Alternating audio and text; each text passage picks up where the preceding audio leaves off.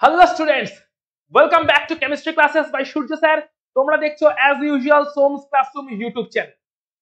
So আমরা organic chemistry করছিলাম, organic chemistry চলছিল আমাদের ক্লাসে, যেখানে অলরেডি দুটো ভিডিও আপলোড। টোটাল যে 4টে পার্ট আছে, প্রথম অর্গানিকের চ্যাপ্টারটা বেসিক অর্গানিক কেমিস্ট্রি, এই চ্যাপ্টারটাতে টোটাল 4টে পার্ট আছে। প্রথম পার্টটা হচ্ছে আইইউপিএসসি এবং ইন্ট্রোডাকশন, তারপরে পার্টটা হচ্ছে আইসোমেরিজম বা সমাবয়বতা, তারপরে পার্টটাই হচ্ছে বিশুদ্ধিকরণ বা পিউরিফিকেশন, যেটার উপরে আজকের ছোট্ট ক্লাসটা করব, এবং লাস্ট পার্টটা হচ্ছে রিঅ্যাকশন মেকানিজম। এছাড়া হাইড্রোকার্বন বলে সেপারেট একটা চ্যাপ্টার আছে। সেই টোটাল ক্লাসগুলোর মধ্যে অলরেডি অর্গানিকের দুটো ভিডিও রিলিজ হয়ে গেছে, এবং তার মধ্যে আইসোমেরিজমের ভিডিওতে তোমাদের বলা হয়েছিল অ্যাটলিস্ট 100টা লাইভ এই কমেন্টটা করতে। যতক্ষণ পর্যন্ত এই ভিডিও শুট হচ্ছে প্রচুর কমেন্টস এসছে, নো ডাউট তোমরা যে লাইভ চাইছো বুঝতে পারা যাচ্ছে, কিন্তু এখন 100 নাম্বারটা টাচ হয়নি। আমি চাইছি তাড়াতাড়ি তোমরা 100 নাম্বারটা টাচ করো। এখন অবধি মোস্টলি যতক্ষণ পর্যন্ত এই ভিডিও শুট হচ্ছে অ্যারাউন্ড 50 কমেন্টস আমি পেয়েছি। তো খুব তাড়াতাড়ি তোমাদেরকে বলা হচ্ছে 100 কমেন্টটা খুব তাড়াতাড়ি টাচ করো, খুব তাড়াতাড়ি আমিও লাইভ নিয়ে আসতে চাই তোমাদের সঙ্গে। তবে আজকের ক্লাস শুরু করবার আগে একটা সারপ্রাইজ থাকছে। সেটা কি? সেটা হচ্ছে আমার যে সমস্ত ভিডিওস গুলো রিলিজ হয়, যেখানে ম্যাক্সিমাম কমেন্টস যে সমস্ত স্টুডেন্টদের থেকে পাই, অর্থাৎ যে স্টুডেন্ট যাদের নাম আমি প্রায় প্রত্যেকটা ভিডিওতে দেখেছি, কোথাও না কোথাও তারা কমেন্ট করে জানিয়েছে প্রত্যেক কটা ভিডিওতে, তাদের নামগুলো আমি আজকে একটু নেব আজকের ক্লাসে। তো প্রথম যে নামটা আমি নিতে চাই, যার কমেন্ট আমি অলমোস্ট সব ক্লাসে দেখতে পাই, সেটা হচ্ছে অরিন্দম বৈরাগ্য। তোমার কমেন্ট আমি অলমোস্ট সব ভিডিওতে দেখতে পাই, আমি তোমার কমেন্ট পড়ি। তুমি রেগুলার বেসিসে ক্লাস করো, এটা জেনে আমার ভালো লাগে যে কেমিস্ট্রি ক্লাস, এবং সেটা তোমাকে এতটাই ভালো লাগা দিয়েছে, তুমি আমার ভিডিও, আমার ক্লাস রেগুলার বেসিসে অ্যাটেন্ড করো। অরিন্দম বৈরাগ্য প্রথম নাম। দ্বিতীয় যে নামটা নিতে চাই, যার নাম মাঝে মধ্যে আমি দেখতে পাই, নমিতা দেব। তোমার নামও আমি মাঝে মধ্যে কমেন্ট সেকশনে দেখতে পাই, যে কিছু না কিছু কমেন্টস আছে, তোমার ফিডব্যাক জানিয়েছো, তোমার ভালো লাগা জানিয়েছো, তোমার অনুভূতি শেয়ার করেছো কেমিস্ট্রি ক্লাসের ব্যাপারে বা সূর্য স্যারের ব্যাপারে। সো সেকেন্ড নাম নমিতা দেব, তোমার কমেন্টস আমি মাঝে মধ্যেই দেখতে পাই বিভিন্ন ভিডিওতে। আর আর আরো হয়তো অনেকের কমেন্টস হয়, যেটা আমার এক্ষুনি হয়তো খেয়াল হচ্ছে না, সবার নাম নেওয়া হয়তো পসিবল নয়, কারণ আমাদের ক্লাসে যেতে হবে। এই দুটো নাম আমি প্রায় দেখতে পাই।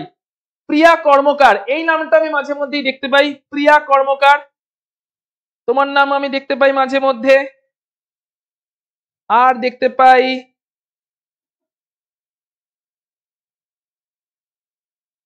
দেখছি আর আর আর কোন কমেন্ট গুলো আমি মাঝে মধ্যে দেখতে পাই, কার কার নাম আমি মাঝে মধ্যে দেখতে পাই। এই তিনটে নাম আমার চোখে পড়ছে, যাদের নাম আমি মাঝে মধ্যেই দেখতে পাই বিভিন্ন সিচুয়েশনে।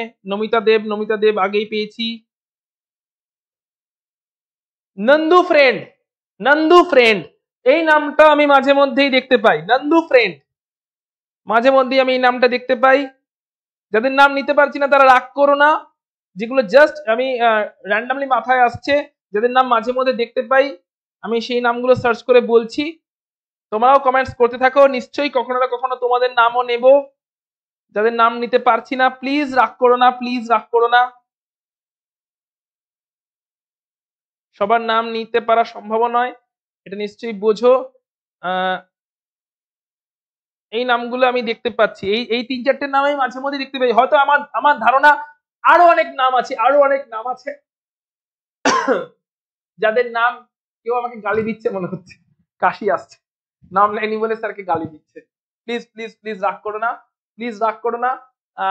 সবার নাম তো নেওয়া এমনিতেও পসিবল নয়, কারণ আমাদের ক্লাসে মেনলি ফোকাস করতে হবে। যে 3-4 জন টপ ফ্যান আমি দেখতে পাই তাদের নামটাই নিলাম।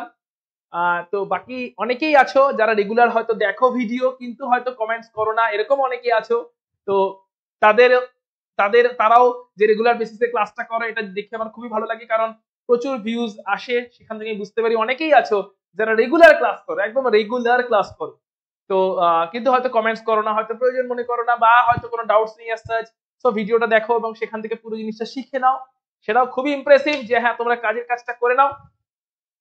আর যারা কমেন্টস করো তাদের মধ্যে যে কমেন্ট নামগুলো আমার কমেন্ট সেকশন গো থ্রু করতে করতে যে কটা নাম আমার চোখে পড়ে সেটা বললাম, যাদের নাম নিতে পারিনি তারা প্লিজ রাগ করো না, প্লিজ রাগ করো না, কোনো না কোনো সময় হয়তো নিয়ে নেবো, কমেন্টস করো।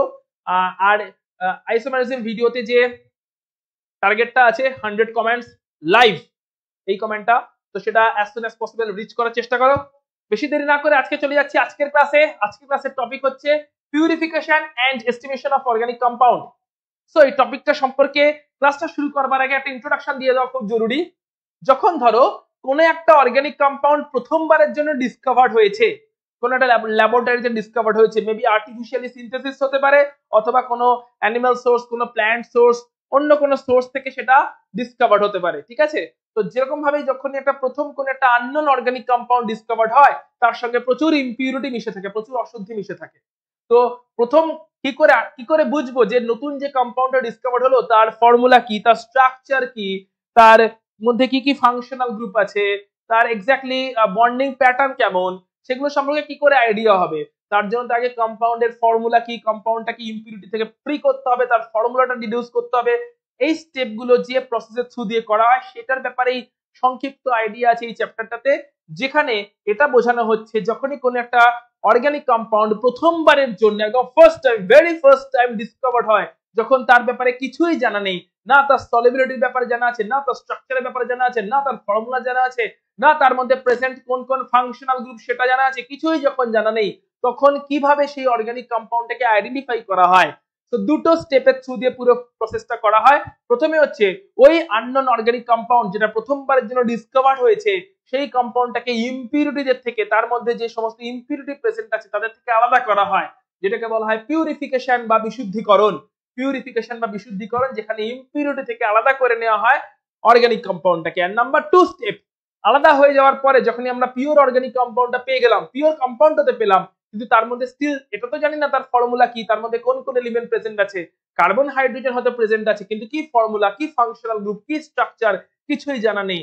তো সেটার জন্য করতে লাগে এস্টিমেশন, এস্টিমেশন বা অ্যানালিসিস বা বিশ্লেষণ, যেটা থ্রু দিয়ে আমরা এটা বোঝার চেষ্টা করি যে ওই আননোন অর্গানিক কম্পাউন্ডে কোন কোন এলিমেন্ট কত পার্সেন্টেজে প্রেজেন্ট আছে, কার্বন আছে তো কত পার্সেন্টেজ আছে, টোটাল যে কম্পাউন্ডের মাস তার রেসপেক্টে কার্বনের পার্সেন্টেজ কত, হাইড্রোজেনের পার্সেন্টেজ কত, অক্সিজেন, নাইট্রোজেন, সালফার, ক্লোরিন এগুলো আছে কি নেই, থাকলে তাদের পার্সেন্টেজ কত, ফসফরাস আছে কি নেই, থাকলে তার পার্সেন্টেজ কত, এবং পার্সেন্টেজ গুলো জানলে সেখান থেকে আমরা ফর্মুলা ডিডিউস করার চেষ্টা করি যে তাহলে এই এলিমেন্ট গুলো প্রেজেন্ট আছে, প্রথমে বার করা হয় হচ্ছে এলিমেন্ট গুলো কি কি প্রেজেন্ট আছে, তারপরে বার করা হয় তারা কত পার্সেন্টেজে প্রেজেন্ট আছে, এবং তার বেসিসে ক্যালকুলেশনস এর থ্রু দিয়ে ফর্মুলা ডিডিউস করা হয় যে তাহলে এই এলিমেন্ট গুলো আছে, এত পার্সেন্টেজ আছে, তার মানে এই কম্পাউন্ডের ফর্মুলা হতে চলেছে এইটা।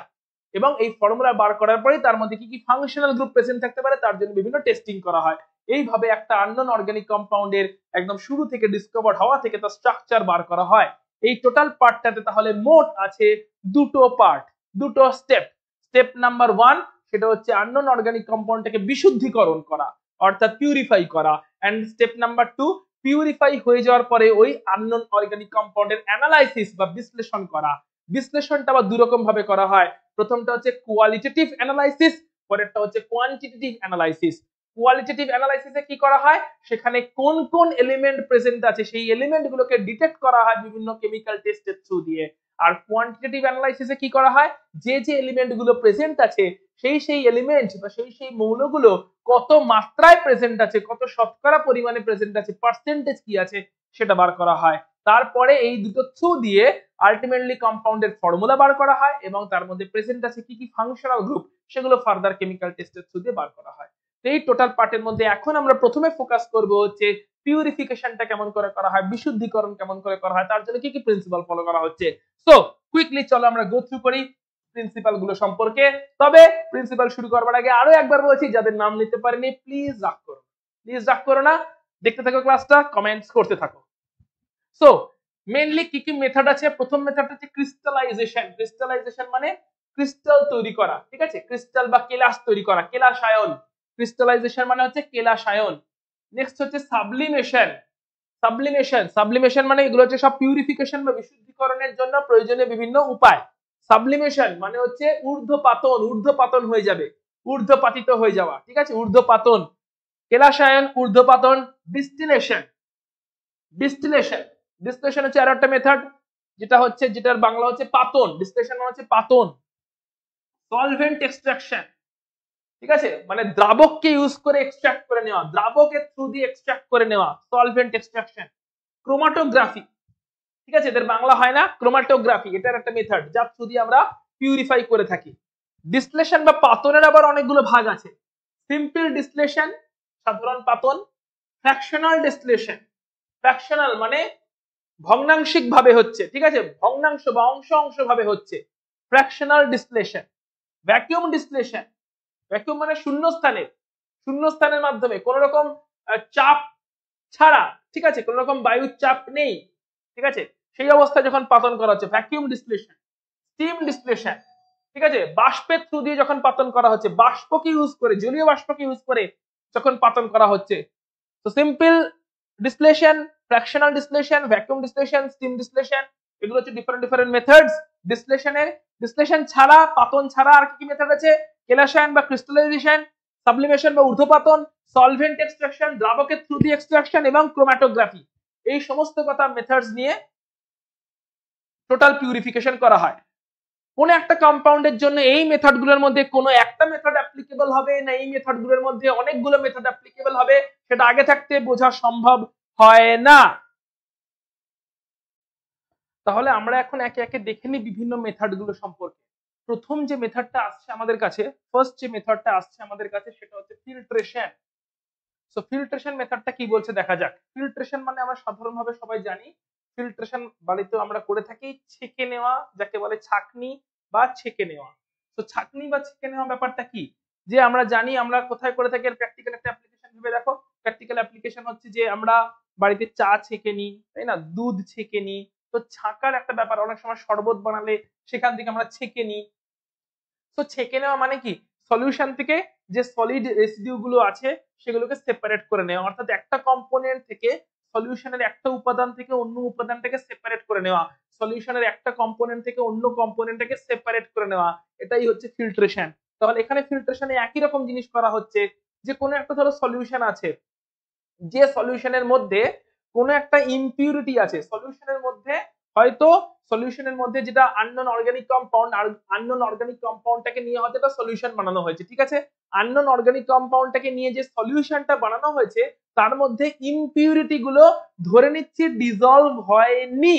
তাহলে যখনই আমি ফিল্ট্রেশন করব তখন ইমপিউরিটি গুলো রেসিডিউ হিসাবে ফিল্টার পেপারের উপরে রয়ে যাবে, এবং সলিউশনটা যার মধ্যে কিনা অর্গানিকটা ডিসলভ হয়ে আছে সেটা ফিল্ট্রেট হিসাবে নিচে চলে আসবে।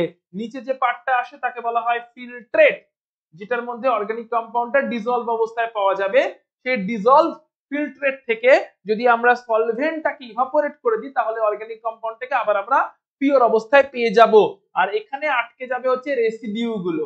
এখানে কারা আটকে যাবে? এখানে আটকে যাবে হচ্ছে রেসিডিউ গুলো, সমস্ত যত রেসিডিউ আছে সেই রেসিডিউ গুলো এখানে আটকে যাবে। ওহ, পেনটা ডিস্টার্ব করছে, time to change the pen. Okay, so এখানে রেসিডিউ গুলো পড়ে থাকবে এবং সেই রেসিডিউ গুলো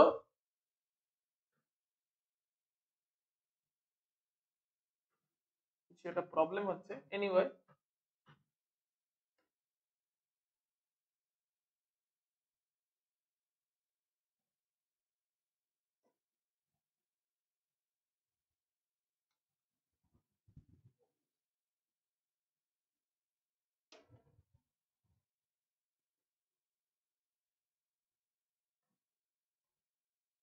ওকে ওকে, নাও it is okay.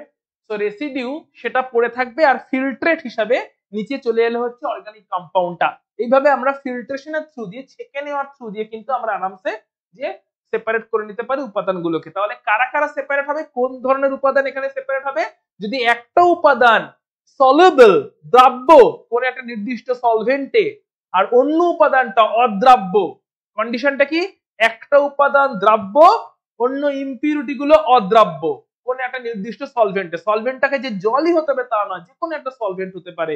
Organic compound গুলো ইউজুয়ালি জলে দ্রাব্য হয় না, তারা কোনো না কোনো অর্গানিক সলভেন্টে দ্রাব্য হয়। তো কোনো একটা নির্দিষ্ট সলভেন্টে কোনো একটা অননোন অর্গানিক কম্পাউন্ড দ্রাব্য এবং ইম্পিউরিটি বা অশুদ্ধিগুলো অদ্রাব্য। এই অবস্থায় যদি ফিল্টার করি, ফিল্টারে আমরা পিওর অর্গানিক কম্পাউন্ডটাকে পেয়ে যাব এবং রেসিডিউ এর মধ্যে অশুদ্ধিগুলো আটকে যাবে। একইভাবে অনেক সময় আমাদের হট ফিল্ট্রেশন করতে হয়, অর্থাৎ অর্গানিক কম্পাউন্ডটা হয়তো উষ্ণ অবস্থায় গরম জলে উষ্ণ জলে দ্রাব্য, তখন ঠান্ডা জলের ফিল্ট্রেশন করলে হবে না, পুরো সলিউশনটাকে গরম রাখতে হয় যাতে গরম অবস্থায় অর্গানিক কম্পাউন্ডটা দ্রবীভূত হয়ে থাকে এবং সেই অবস্থায় ফিল্ট্রেশনটা করে নিতে হয় যাতে দ্রবীভূত থাকা অবস্থায় সলিউশনটা উষ্ণ থাকা অবস্থায়, সলিউশনটা হট থাকা অবস্থায় অর্গানিক কম্পাউন্ডটা ফিল্টারের থ্রু দিয়ে চলে আসতে পারে। কারণ অনেক সময়তেই হয় যে উষ্ণতা বাড়ার সঙ্গে দ্রাব্যতা বৃদ্ধি পেয়েছে, নরমাল রুম টেম্পারেচারে হয়তো অর্গানিক কম্পাউন্ডটা কোন একটা সলভেন্টে দ্রবীভূত হচ্ছিল না, সলেবল হচ্ছিল না, কিন্তু উষ্ণতা বাড়ানোতে, টেম্পারেচার বাড়ানোতে অর্গানিক কম্পাউন্ডটা সলেবল হয়ে গেছে। তাহলে টেম্পারেচার বাড়ানো অবস্থায় অর্থাৎ hot কন্ডিশনেই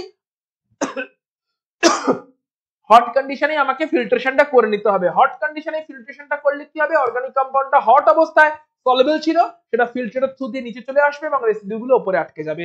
so this are different kind of filtration, যেখানে কি করা হচ্ছে, ফিল্ট্রেশনের মেইন পারপাসটা হচ্ছে একজন সলেবল অন্যরা ইনসলেবল, তাদেরকে সেপারেট করা হচ্ছে।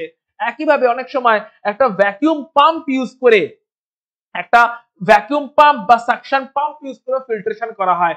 অনেক সময় ফিল্ট্রেশন প্রসেস এত স্লো হয়ে যায় যে নিচে থেকে একটা পাম্প ইউজ করে একটা প্রেসার ক্রিয়েট করা হয়, নিচে থেকে একটা সাকশন প্রেসার ক্রিয়েট করা হয়, যার প্রেজেন্সে ফিল্টারটা খুব কুইকলি নিচের দিকে পড়ে।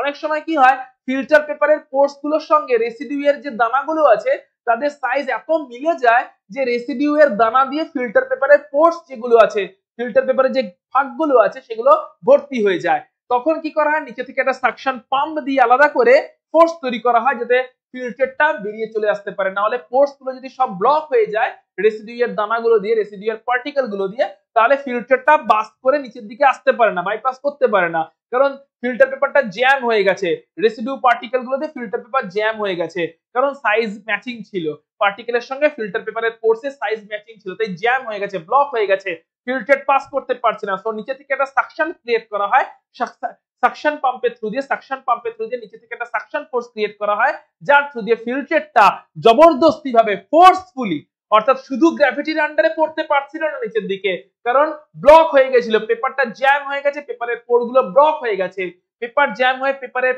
পোর্স গুলো ব্লক হয়ে যাওয়ার জন্য শুধু গ্র্যাভিটির আন্ডারে আসতে পারছিল না ফিল্টারটা নিচের দিকে। এই অবস্থায় সাকশন ক্রিয়েট করে, সাকশন ফোর্স ক্রিয়েট করে জবরদস্তি ফোর্সফুলি নিয়ে আসা হচ্ছে ফিল্টারটাকে নিচের দিকে, যে ফিল্টারের মধ্যে অর্গানিকটা রিজলভ হয়ে আছে, আমরা অর্গানিকটাকে পিওরলি পেয়ে যাব এবং ফিল্টার পেপারের উপরে রেসিডিউ হিসাবে ইম্পিউরিটি গুলো আটকে থাকবে। তো একজন কম্পোনেন্ট, একটা কম্পোনেন্ট সলেবল বাকি ইনসলেবল কোন একটা পার্টিকুলার সলভেন্টে, এই কন্ডিশনে আমরা ফিল্ট্রেশন এই প্রিন্সিপালটা ইউজ করে থাকি। আমরা চলে যাচ্ছি নেক্সট প্রিন্সিপালে। নেক্সট প্রিন্সিপাল হচ্ছে ক্রিস্টালাইজেশন। সো ক্রিস্টালাইজেশন কখন করা হয়, কেমন করে করা হয়, কি কন্ডিশন সেটা আমরা বুঝে নেব। সো প্রসিডিওরটা হচ্ছে, ক্রিস্টালাইজেশন তখন করা হয় যখন ধরো কোন একটা অর্গানিক কম্পাউন্ড এবং ইম্পিউরিটি তারা দুজনেই কোন একটা সলভেন্টে সলেবল, অর্থাৎ ফিল্ট্রেশন করা যাচ্ছে না, অর্গানিক কম্পাউন্ডটাও সলেবল আবার ইম্পিউরিটিও সলেবল, একজন সলেবল একজন ইনসলেবল হলে তো আমি আরামসে ফিল্টার করে নেব, ফিল্ট্রেশন করে নেব। কোন একটা সলভেন্টে একজন সলেবল একজন ইনসলেবল, সো অর্গানিক কম্পাউন্ডটা ধরো সলেবল, অন্যজন ইনসলেবল, ইম্পিউরিটি গুলো insoluble, so organic compound soluble, impurity insoluble, এরকম যদি সিচুয়েশন থাকে আরামসে আমরা কি করে নেব, ফিল্ট্রেশন করে নেব। কিন্তু সেটা হচ্ছে না, হচ্ছেটা কি, যে অর্গানিক কম্পাউন্ড এবং ইম্পিউরিটি সবাই সলেবল কোন একটা নির্দিষ্ট সলভেন্টে, ঠিক আছে, সবাই সলেবল হয়ে গেছে, তখন ক্রিস্টালাইজেশন, যখন ফিল্ট্রেশন হচ্ছে না তখন ক্রিস্টালাইজেশন। কি করা হচ্ছে, যে একটা সুপার স্যাচুরেটেড সলিউশন তৈরি করা হচ্ছে, অর্গানিক কম্পাউন্ড এবং ইম্পিউরিটি গুলো নিয়ে একটা সুপার স্যাচুরেটেড সলিউশন তৈরি করা হচ্ছে। কেমন করে তৈরি করা হচ্ছে, হিট করা হচ্ছে, টোটাল সলিউশনটাকে স্লোলি ওয়ার্ম করা হচ্ছে, টোটাল সলিউশনটাকে টোটালি হিট করা হচ্ছে, সলিউশনটাকে স্লোলি বার্ন করা হচ্ছে, সলিউশনটাকে স্লোলি হিট করা হচ্ছে, ওয়ার্ম করা হচ্ছে। তাহলে সলিউশনটা যদি আস্তে আস্তে হিট হয়, সলিবিলিটি বাড়ছে, তো অর্গানিক কম্পাউন্ডস এবং ইম্পিউরিটি সবাই মিলে বেশি বেশি করে সলেবল হচ্ছে, কারণ টেম্পারেচার বাড়লে ইউজুয়ালি সলিবিলিটি বেড়ে যায়, ঠিক আছে, দ্রাব্যতা বেড়ে যায়। তাহলে কি হচ্ছে, অর্গানিক কম্পাউন্ড এবং তোমার ইম্পিউরিটি, সবাই অর্গানিক কম্পাউন্ড এবং ইম্পিউরিটি কোন একটা পার্টিকুলার সলভেন্টে সলেবল ছিল, তাই ফিল্ট্রেশন করা যাচ্ছে না। এই অবস্থায় আমরা একটা সুপার স্যাচুরেটেড, অতিপৃক্ত দ্রবণ যাকে বলা হয়, সুপার স্যাচুরেটেড একটা সলিউশন তৈরি করলাম। সুপার স্যাচুরেটেড সলিউশনটা কেমন করে তৈরি করা হলো? অর্গানিক কম্পাউন্ড নেওয়া হলো, ইম্পিউরিটি গুলো নেওয়া হলো, অর্থাৎ অর্গানিক কম্পাউন্ড ইম্পিউরিটি মিলে পুরো স্যাম্পলটাকে নেওয়া হলো। স্যাম্পলটাকে এবারে নির্দিষ্ট সলভেন্ট যেখানে তারা ডিসলভ হয়ে যাচ্ছে, সেই নির্দিষ্ট সলভেন্টের মধ্যে যেখানে তারা ডিসলভ হয়ে যাচ্ছে সেখানে নিয়ে স্লোলি হিট করা হলো। যেই স্লোলি হিট করা হলো সঙ্গে সঙ্গে দ্রাব্যতা বাড়লো, সলিবিলিটি বাড়লো, আস্তে আস্তে সবাই সলেবল হয়ে গেল, দিয়ে একটা সুপার স্যাচুরেটেড সলিউশন তৈরি হলো। এবার ওই সুপার স্যাচুরেটেড সলিউশন থেকে অর্গানিক কম্পাউন্ডটাকে, সুপার স্যাচুরেটেড হট সলিউশনটাকে স্লোলি যদি কুল করা হয়, তাহলে দেখা গেল যে অর্গানিক কম্পাউন্ডটা ক্রিস্টাল হয়ে বেরিয়ে চলে এলো, কিন্তু অন্যান্য যে ইম্পিউরিটি গুলো ছিল সেগুলো সলেবল হয়েই রয়ে গেল। অর্থাৎ যখন এরকম সিচুয়েশন, তখন আমরা ক্রিস্টালাইজেশনের থ্রু দিয়ে, কেলাসায়নের থ্রু দিয়ে অর্গানিক কম্পাউন্ডটাকে কেলাসিত করে আলাদা করে নিচ্ছি তার সলিউশনটা থেকে। তো প্রসেসটা কিরকম থাকছে? স্যাম্পল নেওয়া হয়েছে, স্যাম্পলের মধ্যে অর্গানিক কম্পাউন্ড আছে, ইম্পিউরিটি আছে, তাকে ডিসলভ করে দেওয়া হয়েছে নির্দিষ্ট সলভেন্টে, দিয়ে স্লোলি হিট করা হয়েছে, দিয়ে একটা সুপার স্যাচুরেটেড সলিউশন বানানো হয়েছে। তারপরে ওই সলিউশনটাকে স্লোলি যখন কুল ডাউন করা হচ্ছে, কুল ডাউন করার সময় কি হচ্ছে? কুল ডাউন করার সময় যে অর্গানিক কম্পাউন্ডটা সেটা ক্রিস্টাল আউট হয়ে নিচের দিকে পড়ে যাচ্ছে, ক্রিস্টাল হিসাবে, কেলাস হিসাবে কেলাসিত হয়ে সলিউশনের নিচের দিকে জমা হচ্ছে, কিন্তু ইম্পিউরিটি গুলো সলেবলই থেকে যাচ্ছে।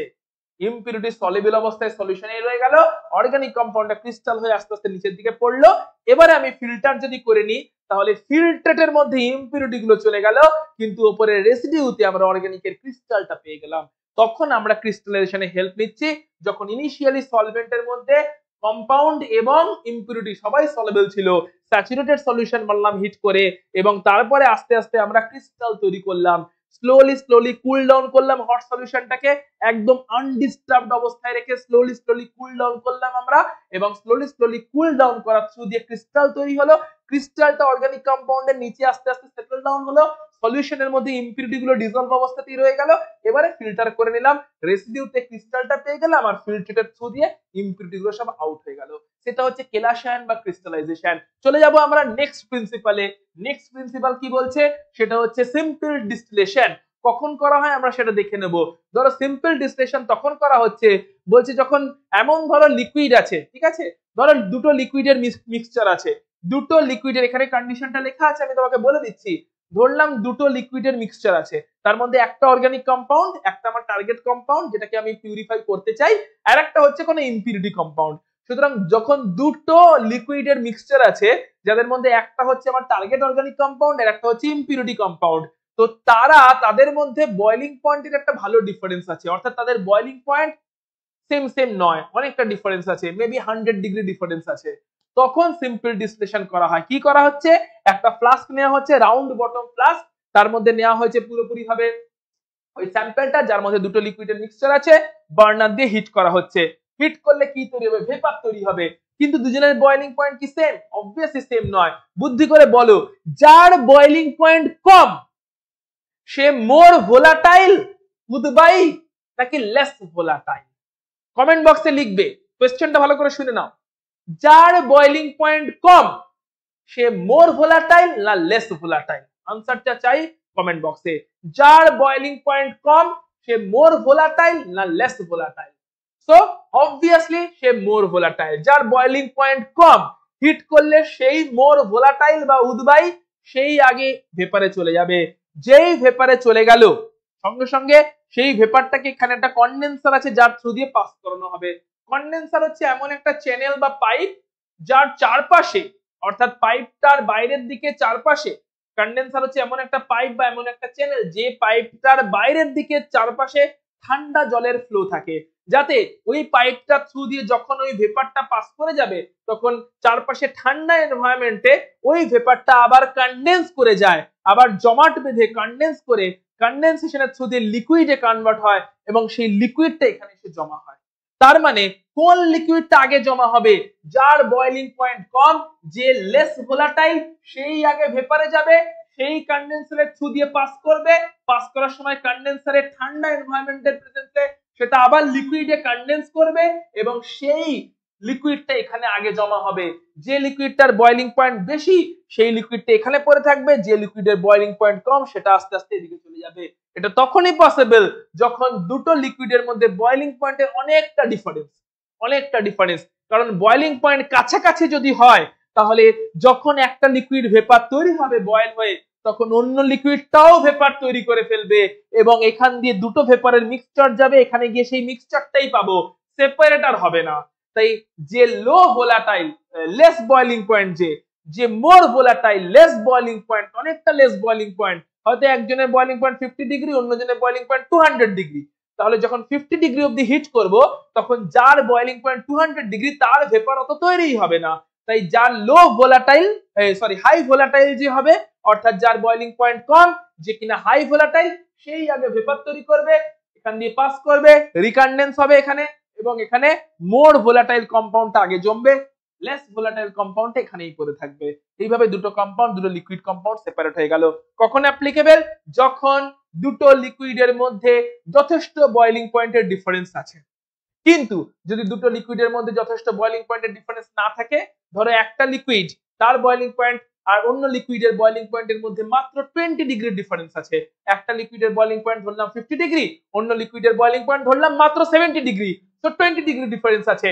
এই অবস্থায় বুদ্ধি করে দেখো, যার লো বয়লিং পয়েন্ট মানে 50 ডিগ্রি যার বয়লিং পয়েন্ট, যে মোর ভোলাটাইল, সে যখন ভেপার তৈরি করবে, 50 ডিগ্রি টেম্পারেচার অবধি হিট করেছি, সে বয়েল হয়ে ভেপার তৈরি করছে, তখন কি যার একটু হাই বয়েলিং কিন্তু অতটাও হাই বয়েলিং নয়, 70 ডিগ্রি, অর্থাৎ মাত্র 20 ডিগ্রি ডিফারেন্স আছে, তারও কি ভেপার তৈরি হবে না? নিশ্চয়ই তৈরি হবে। 50 ডিগ্রি অবধি যদি আমি হিট করে দিই, যদি দুটো লিকুইড থাকে যাদের বয়লিং পয়েন্ট 50 ডিগ্রি আর 70 ডিগ্রি, মাত্র 20 ডিগ্রি ডিফারেন্স, তো 50 ডিগ্রি অবধি যদি আমি হিট করে দিই, তাহলে নিশ্চয়ই 70 ডিগ্রি যার বয়লিং পয়েন্ট তারও ভেপার তৈরি হবে, আর 50 ডিগ্রি যার বয়লিং পয়েন্ট তার ভেপার তো তৈরি হবেই। তাহলে ভেপারের মিক্সচারই যদি তৈরি হয়ে যাবে, তাহলে এখান দিয়ে তো মিক্সচার অফ ভেপার চলে আসবে এবং এখানে তো সেই মিক্সচারটাই জমা হবে, সেপারেটর হলো কি করে? তখন আমাদের সিম্পল ডিসটিলেশনে কাজ মিটবে না, তখনকার জন্য আমাদের মেথড থাকবে হচ্ছে ফ্র্যাকশনাল ডিসটিলেশন। এখানে কি করা হয়, এখানটা হচ্ছে তখনই অ্যাপ্লিকেবল, ফ্র্যাকশনাল ডিসটিলেশনটা তখনই অ্যাপ্লিকেবল যখন দুটো লিকুইডের মধ্যে বয়লিং পয়েন্টের ডিফারেন্স অনেকটা কম, 10 ডিগ্রি, 20 ডিগ্রি, 30 ডিগ্রি, অর্থাৎ যখনই হিট করে একজনের ভেপার তৈরি করার চেষ্টা করব, তখন অটোমেটিক্যালি অন্যজনেরও ভেপার তৈরি হয়েই যাবে, সেই তৈরি হওয়াটাকে আটকানো কোনোভাবেই যাবে না, কারণ দুজনের বয়লিং পয়েন্টের ডিফারেন্সটা খুবই কম, দুজনের বয়লিং পয়েন্ট খুবই কাছাকাছি। এরকম অবস্থা উপায় কি? উপায় হচ্ছে যে চ্যানেলটা থ্রু দিয়ে ভেপারটা উঠছিল, সেই চ্যানেলটাকে বলা হচ্ছে ফ্র্যাকশনেটিং কলাম। আগেরটা তো একটা এরকম চ্যানেল ছিল, কিন্তু সেটা অত লম্বা ছিল না এবং সেটা একটা সিম্পল পাইপ ছিল, অর্থাৎ রাউন্ড বটম ফ্লাস্কের মাথা থেকেই ভেপারটা বেরিয়ে যাচ্ছিল এবং কন্ডেন্সারে চলে যাচ্ছিল, আলাদা করে কোনো লম্বা চ্যানেল তৈরি করতে হয়নি, লম্বা কোনো পাইপ অ্যাড করতে হয়নি।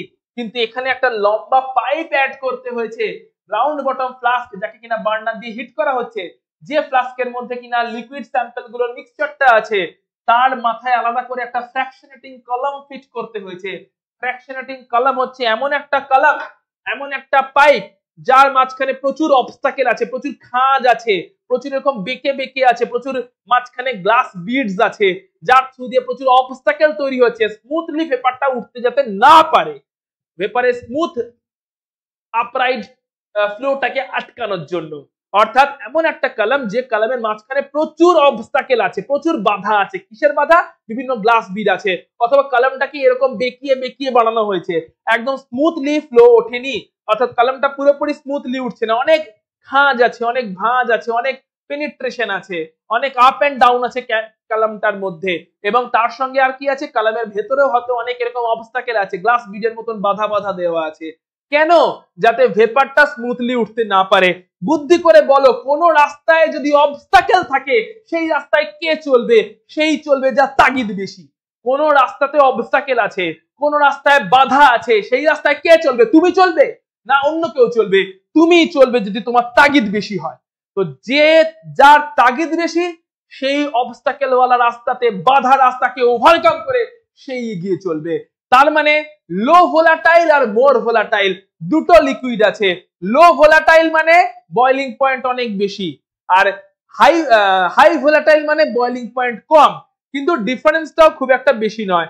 অর্থাৎ যদি 50 ডিগ্রি আর 70 ডিগ্রি ধরি, লো ভোলাটাইল মানে হচ্ছে যার বয়লিং পয়েন্ট বেশি 70 ডিগ্রি, আর হাই ভোলাটাইল মানে বেশি উদ্বায়ী মানে তার বয়লিং পয়েন্টটা কম 50 ডিগ্রি। তাহলে এরকম দুটো লিকুইডের মিক্সচার আছে, তাকে হিট করা হচ্ছে, দুজনেরই ভেপার তৈরি হচ্ছে, কিন্তু কোন ভেপারের তাগিদ বেশি? যার বয়লিং পয়েন্ট কম, যে বেশি উদ্বায়ী, যে মোর ভোলাটাইল, সেই ভেপারের তাগিদ বেশি ভেপারে যাওয়ার। হিটের প্রেজেন্সে সেই ভেপারটা এই বাধাগুলো ওভারকাম করে কন্ডেন্সার অবধি ফ্লো করে যাবে, যে ভেপারটাতে বয়লিং পয়েন্ট কম ছিল, কারণ হিটের প্রেজেন্সে তারই ভেপারে যাওয়ার তাগিদ বেশি। তাই সেই ভেপারটা একবার এই বাধাপূর্ণ রাস্তাটা, যাকে বলা হচ্ছে ফ্র্যাকশনেটিং কলাম, সেটাকে ওভারকাম করে যদি যায়, তারপরে কন্ডেন্সারের থ্রু দিয়ে যাবে, সে আবার লিকুইডে কনভার্ট হয়ে যাবে এবং লিকুইডটা জমা হবে। অন্য ভেপারটার কি ফেট হবে? অন্য ভেপারটাও নিশ্চয়ই তৈরি হয়েছে, যার হাই বয়লিং, যে কিনা লেস ভোলাটাইল, সেও তৈরি হয়েছে, সেও ওঠার চেষ্টা করবে এরকম করে, কিন্তু উঠতে গিয়ে বারবার ধাক্কা খাবে। ভেপারটা এরকম করে যাওয়ার চেষ্টা করছে বারবার, খালি মাঝখানে এত বাধা আছে, এত ভাঁজ আছে, এত খাঁজ আছে, এত গ্লাসের অবস্টাকেল আছে, গ্লাস দিয়ে তৈরি গ্লাসের এত অবস্টাকেল আছে, গ্লাস বিডস এর এত অবস্টাকেল আছে, ভেপারটা যেতে গিয়ে প্রচুর ধাক্কা খাচ্ছে। আর সেইখানে ওই ফ্র্যাকশনেটিং কলামের গায়ে ঠান্ডা ঠান্ডা এনভায়রনমেন্ট পেয়ে ও আবার কনডেন্স করে ওই বিকারের মধ্যেই ফেরত আসছে, ওই রাউন্ড বটম ফ্লাস্কেই ফেরত আসছে। অর্থাৎ সে পার করে যাচ্ছে না, যার বয়লিং পয়েন্ট কম ছিল সে ওই ধাক্কাগুলোকে ওভারকাম করে, তার তাগিদ বেশি বলে সে পেরিয়ে যাচ্ছে, দি কনডেন্সার অবধি চলে যাচ্ছে, সেখান থেকে লিকুইড হয়ে পাশের বিকারে জমা হচ্ছে। কিন্তু যার তাগিদ কম, যার বয়লিং পয়েন্ট বেশি, তাই সে তার ভেপারও তৈরি হচ্ছে, কিন্তু সেই ভেপারটা ধাক্কাটাকে ওভারকাম করে পেরোতে পারছে না, সে ওইখানেই ধাক্কা খেতে খেতে আবার ওইখানেই কনডেন্স হয়ে আবার ওখানেই পড়ে যাচ্ছে। ওই সারফেসের গা থেকে হিট নিয়ে নিচ্ছে, ওই সারফেসের ঠান্ডা সারফেসের গা গুলো থেকে ফ্র্যাকশনেটিং কলামের যে সারফেসটা আছে সেখান থেকেই ও খানিকটা হিট নিয়ে নিচ্ছে, যে ভেপারটা আবার ওখানেই কনডেন্স হয়ে আবার ওই ফ্লাস্কের মধ্যেই ব্যাক করে আসছে। তাহলে দুজনেই উঠছিল, একজন বেরিয়ে গেল, অন্যজন ধাক্কা খেয়ে নিচে পড়ে এলো। এটাই হচ্ছে ফ্র্যাকশনাল ডিসটিলেশন। কি হলো? দুজন ভেপারই উঠছিল, একজন বেরিয়ে গেল আর অন্যজন এখানে ধাক্কা খেয়ে আবার ওখানেই ফেরত এলো। This is fractional distillation. কখন অ্যাপ্লিকেবল? যখন দুজনেরই বয়লিং পয়েন্ট প্রায় সিমিলার, সামান্য 19-20 আছে, তখন fractional distillation applicable. Next concept, vacuum distillation. এটা কখন করা হচ্ছে?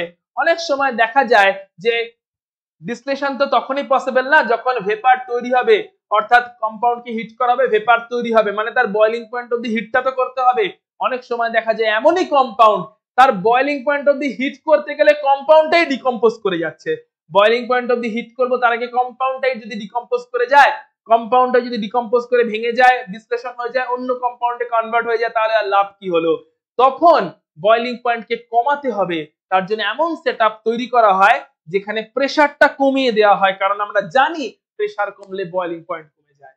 তাই এই সেটআপের মধ্যে একটা সাকশন পাম্প বা একটা ভ্যাকুয়াম পাম্পকে অ্যাড করে এই পুরো রাউন্ড বটম ফ্লাস্কের ভেতর থেকে সমস্ত এয়ারকে বার করে নিয়ে প্রেসার কমিয়ে দেওয়া হয়। রিডিউস প্রেসারে বয়লিং পয়েন্টও কমে যায়। কমে যাওয়া বয়লিং পয়েন্টে ওই কম্পাউন্ডটা ভেপার হয়ে বেরিয়ে যেতে পারবে এবং সেটা কন্ডেন্সারের থ্রু দিয়ে যখন যাবে, তারপরে সেটা লিকুইডে কনভার্ট হয়ে পাশে জমা হতে পারবে। কিন্তু যদি এটা না করতাম তাহলে কি হতো?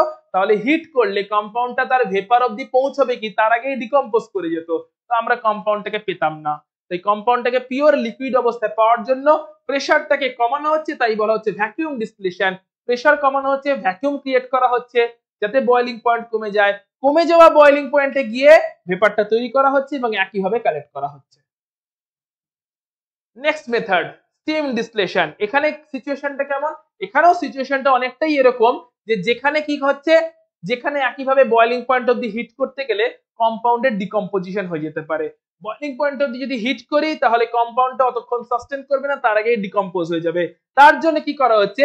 স্টিমের সঙ্গে ভেপারটাকে মিশিয়ে নেওয়া হচ্ছে। অর্থাৎ সেটআপটা দেখো তাহলেই বুঝতে পারবে। এই রাউন্ড বটম ফ্লাস্কে আছে লিকুইড মিক্সচার, পাশে আরেকটা রাউন্ড বটম ফ্লাস্কে জলকে হিট করা হচ্ছে, যে জলের ভেপার তৈরি করা হচ্ছে। এখান থেকে যেটুকু ভেপার তৈরি হলো তার সঙ্গে জলের ভেপারটাকে মেশানো হচ্ছে এবং জল শুদ্ধ পুরো ভেপারটা এখান দিয়ে আউট হয়ে যাচ্ছে, কন্ডেন্সারের থ্রু দিয়ে যাচ্ছে এবং পাশের বিকারে গিয়ে জমা হচ্ছে। পুরোটা জল শুদ্ধ বেরিয়ে যাচ্ছে, অর্থাৎ ভেপারটা একলা একলা বেরোতে পারছিল না। কেন বেরোতে পারছিল না? কারণ অত দূর অব্দি আমি হিটই করতে পারছি না। কেন করতে পারছি না? কারণ বয়লিং পয়েন্ট অব্দি হিট করলে কম্পাউন্ড ডিকম্পোজ করে যাবে। তাই বয়লিং পয়েন্ট অব্দি হিট করলে কম্পাউন্ড যেহেতু ডিকম্পোজ করে যাবে, অল্পই হিট করতে হচ্ছে। তাই বয়লিং পয়েন্ট অব্দি হিট করাই পসিবল হচ্ছে না, কারণ বয়লিং পয়েন্ট অব্দি হিট করলেই কম্পাউন্ডটা ডিকম্পোজ করে যাচ্ছে। অল্প হিট করতে হচ্ছে, তাতে অল্প একটু ভেপার তৈরি হচ্ছে, সেই ভেপারটা পাস করতে পারছে না, কনডেন্সার অব্দি রিচ করতে পারছে না। কিছুটা ওয়াটার ভেপার ওখানে মিশিয়ে দেওয়া হচ্ছে। কেমন করে? পাশে একটা ফ্লাস্কে জল গরম করা হচ্ছে, সিম্পল, ওয়াটারের ভেপারটাকে পাঠিয়ে দেওয়া হচ্ছে এই ফ্লাস্কে। ওয়াটারের ভেপারটা এসে এইখান থেকেও ভেপারটাকে নিয়ে বেরিয়ে যাচ্ছে। অর্থাৎ এই ভেপারটাকে অত দূর অব্দি যেহেতু হিট করা যাচ্ছে না, যেটা আমার টার্গেট, সেই এই লিকুইড মিক্সচারকে যেহেতু অত দূর অব্দি হিট করা যাচ্ছে না, বয়লিং পয়েন্ট অব্দি হিট করা যাচ্ছে না, কারণ অত দূর হিট করলে ডিকম্পোজ করে যাবে, তাই কিছুটা ভেপারকে পাঠিয়ে দেওয়া হচ্ছে, স্টিম পাঠিয়ে দেওয়া হচ্ছে। ঠিক আছে, জলকে পাশের একটা ফ্লাস্কে হিট করা হচ্ছে, দিয়ে সেখান থেকে কিছুটা স্টিম পাঠিয়ে দেওয়া হচ্ছে। সেই স্টিমটা কি করছে? স্টিমটার সঙ্গে এখান থেকে যে অল্প স্বল্প ভেপার তৈরি হচ্ছে, স্টিমের সঙ্গে ওই ভেপারটা মিশে গিয়ে বেরিয়ে যাচ্ছে, এবং এখানে অবভিয়াসলি জলের সঙ্গেই জমা হচ্ছে। জল থেকে পরে সেপারেট করে নেওয়া হবে, জল থেকে নরমাল ডিস্টিলেশনের থ্রু দিয়ে সেপারেট করে নেওয়া হবে। তো এইভাবে আর কি যখন করা হচ্ছে তখন বলছে স্টিম ডিস্টিলেশন। মানে অত দূর অব্দি হিট করতে পারছি না, বয়লিং পয়েন্ট অব্দি হিট করতে পারছি না, সাফিসিয়েন্ট ভেপার তৈরি হচ্ছে না যে ভেপারটা কনডেন্স করবে এবং আলাদা করে কালেক্ট করব। তাই ওই যেটুকু ভেপার তৈরি হচ্ছে তার সঙ্গে স্টিমকে মিশিয়ে দেওয়া হচ্ছে, স্টিমটাকে আলাদা করে তৈরি করে নেওয়া হচ্ছে, রাউন্ড বটম ফ্লাস্কে হিট করে স্টিমকে তৈরি করে নেওয়া হচ্ছে, সেই স্টিমটাকে আলাদা করে মিশিয়ে নেওয়া হচ্ছে। ঠিক আছে, সেই স্টিমটাকে মিশিয়ে দেওয়া হচ্ছে ভেপারটার সঙ্গে, এবং তারপরে স্টিম এবং ভেপার দুজনেই একসঙ্গে চলে যাচ্ছে এবং এখানে কালেক্ট হচ্ছে। পরে এখান থেকে স্টিম থেকে যে জলটা তৈরি হলো এবং লিকুইডের ভেপার থেকে যে লিকুইডটা তৈরি হলো, তাদেরকে পরে সেপারেটলি আবার আলাদা করে নেওয়া হবে। সেগুলো হলো ডিস্টিলেশনের বিভিন্ন মেথড। চলে আসছে ডিফারেন্সিয়াল এক্সট্রাকশন। এই মেথডটা কি? সলভেন্ট এক্সট্রাকশন বা ডিফারেন্সিয়াল এক্সট্রাকশন। এই মেথডে কি করা হচ্ছে? এই মেথডটা তখন অ্যাপ্লিকেবল যখন ধরো অর্গানিক কম্পাউন্ড আছে আর ইম্পিউরিটি আছে। অর্গানিক কম্পাউন্ডটা হয়তো কোনো একটা অর্গানিক সলভেন্টে সলেবল, যেটা আননোন অর্গানিক কম্পাউন্ড, সেটা হয়তো কোনো একটা অর্গানিক সলভেন্টে সলেবল, আর ইম্পিউরিটি গুলো হয়তো ওয়াটার সলেবল। তার মানে কি? অর্গানিক কম্পাউন্ড থেকে ইম্পিউরিটিকে আলাদা করতে হবে। অর্গানিক কম্পাউন্ড হচ্ছে একটা অর্গানিক সলভেন্টে সলেবল, আর ইম্পিউরিটি গুলো হচ্ছে অ্যাকুয়াস সলিউশনে বা ওয়াটারে সলেবল। তখন এই মেথডটা ইউজ করা হয়। কি করা হবে? যে একটা অর্গানিক সলভেন্ট নেওয়া হবে আর তার মধ্যে ওয়াটারও দেওয়া হবে, যেখানে অর্গানিক সলভেন্ট আর ওয়াটারটা নিজেরা ইমমিসিবল, তারা মিশে যায় না একে অপরের সাথে, দিয়ে তার মধ্যে পুরোপুরি ভাবে স্যাম্পলটা দিয়ে দেওয়া হবে। তাহলে এরকম একটা সলভেন্ট এক্সট্রাকশন ডিভাইস নেওয়া হয়েছে, এটাকে একটা সলভেন্ট সেপারেটিং ফানেল বলা হয় বা সেপারেটিং ফানেল বলা হয়। এই সেপারেটিং ফানেলের মধ্যে দুটো সলভেন্ট নেওয়া হলো, একটা হচ্ছে একটা অর্গানিক সলভেন্ট যার মধ্যে অর্গানিক কম্পাউন্ডটা ডিসলভ হবে, আর একটা হচ্ছে জল, এবং জল আর অর্গানিক সলভেন্টটা ইমমিসিবল, তারা মেশে না। এবার এই পুরো দুজনকে নেওয়া হয়েছে, ক্লিয়ারলি মাঝখানে একটা লেয়ার তৈরি হয়েছে, নিচের দিকে আছে ধরে নিচ্ছি অর্গানিক সলভেন্ট, তো উপরের দিকে আছে জলের একটা লেয়ার, মাঝখানে ক্লিয়ার একটা সেপারেশন আছে কারণ তারা মিশছে না। এবারে এই অবস্থায় ওর মধ্যে দিয়ে দেওয়া হচ্ছে স্যাম্পলটা, দিয়ে প্রপারলি শেকিং করা হয়েছে, একদম পুরো মেকানিক্যালি প্রপারলি শেকিং করা হয়েছে। শেকিং করাতে কি করা হয়েছে? জোর করে মিশিয়ে দেওয়ার চেষ্টা করা হয়েছে জল এবং অর্গানিক কম্পাউন্ডটাকে, জল এবং অর্গানিক সলভেন্টটাকে মিশিয়ে দেওয়ার চেষ্টা করা হয়েছে, এবং যে স্যাম্পলটা দিয়েছি সেই স্যাম্পলটাকেও ডিসলভ করার চেষ্টা করা হয়েছে। ক্লিয়ারলি যেহেতু জল এবং অর্গানিক সলভেন্টটা মিশবে না, শেকিং করার পরে যদি কিছুক্ষণ বাদে থেমে যায় তাহলে ওরা আবার আলাদা হয়ে যাবে। জলও আলাদা হয়ে যাবে, যেরকম উপরের দিকে লেয়ারে ছিল উপরে চলে যাবে, অর্গানিক কম্পাউন্ড আলাদা হয়ে নিচের দিকে যেরকম লেয়ারে ছিল নিচের দিকে লেয়ারে নেমে যাবে। কিন্তু যেহেতু স্যাম্পলটা দিয়ে শেকিং করেছি, কি হবে মজাটা? অর্গানিক কম্পাউন্ডটা, অর্গানিক সলভেন্টটা যেটা নিচের দিকে যখন নামবে ওর মধ্যে অর্গানিক কম্পাউন্ডটা এখন ডিসলভ হয়ে থাকবে। জলের লেয়ারটা যেটা উপরের দিকে থেকে যাবে ওর মধ্যে এখন ইম্পিউরিটি গুলো ডিসলভ হয়ে গেছে। অর্থাৎ দিলাম পুরো স্যাম্পলটা দিয়ে প্রপারলি শেক করলাম, শেক করাতে যে কম্পোনেন্টটা যেখানে সলেবল সে সেই জায়গায় চলে গেল। অর্গানিক কম্পাউন্ডটা অর্গানিক সলভেন্টে সলেবল, সে অর্গানিক সলভেন্টে সলেবল হয়ে গেল, অর্গানিক সলভেন্টের সঙ্গে নিচের দিকে সেটেল ডাউন করলো। ইম্পিউরিটি গুলো ছিল হয়তো অ্যাকুয়াস সলেবল, ওয়াটার সলেবল, তারা ওয়াটারে ডিসলভ হয়ে গেল এবং উপরের দিকে সেটেল ডাউন হয়ে গেল। তার মানে ক্লিয়ারলি এখন যে দুটো সলিউশন পেয়েছি, নিচের দিকের অর্গানিক সলভেন্টের সলিউশনে অর্গানিক কম্পাউন্ডটা ডিসলভ হয়ে রয়ে গেছে, উপরের দিকের অ্যাকুয়াস সলিউশনের মধ্যে ইম্পিউরিটি গুলো ডিসলভ হয়ে রয়ে গেছে। এই অবস্থায় এখানে যে স্টপ ককটা আছে সেটা যদি স্লোলি খুলে দেওয়া হয় তাহলে নিচের দিকে যে অর্গানিক সলভেন্টটা ছিল সেই অর্গানিক কম্পাউন্ডটাকে নিয়ে আস্তে আস্তে বেরিয়ে যাবে। যখনই একদম পুরোটা বেরিয়ে যাবে, নিচের দিকে ফানেলটা শুরু হয়ে যাচ্ছে, তো পুরোটা বেরিয়ে যাবে, পরিষ্কার বোঝা যাবে। যখনই পুরোটা বেরিয়ে যাবে, জলের লেয়ারটা জাস্ট বেরোতে যাবে, তখনই আবার স্টপ ককটাকে বন্ধ করে জলের লেয়ারটাকে আটকে দেওয়া হবে।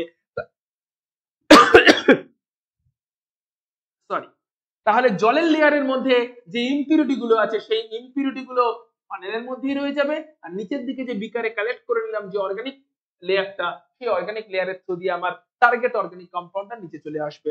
এইভাবে সলিবিলিটি অর্থাৎ মিক্সচারের মধ্যে, স্যাম্পলের মধ্যে একটা কম্পোনেন্ট এক জায়গায় সলিবল, অন্য কম্পোনেন্ট অন্য ধরনের সলভেন্টে সলিবল, এরকম যখন ডিফারেন্স ইন সলিবিলিটি আছে, সেই প্রপার্টিকে ইউজ করে যখন কম্পাউন্ডদেরকে সেপারেট করা হয়, তখন আমরা বলি মেথডটাকে হচ্ছে ডিফারেন্সিয়াল এক্সট্রাকশন বা সলভেন্ট এক্সট্রাকশন।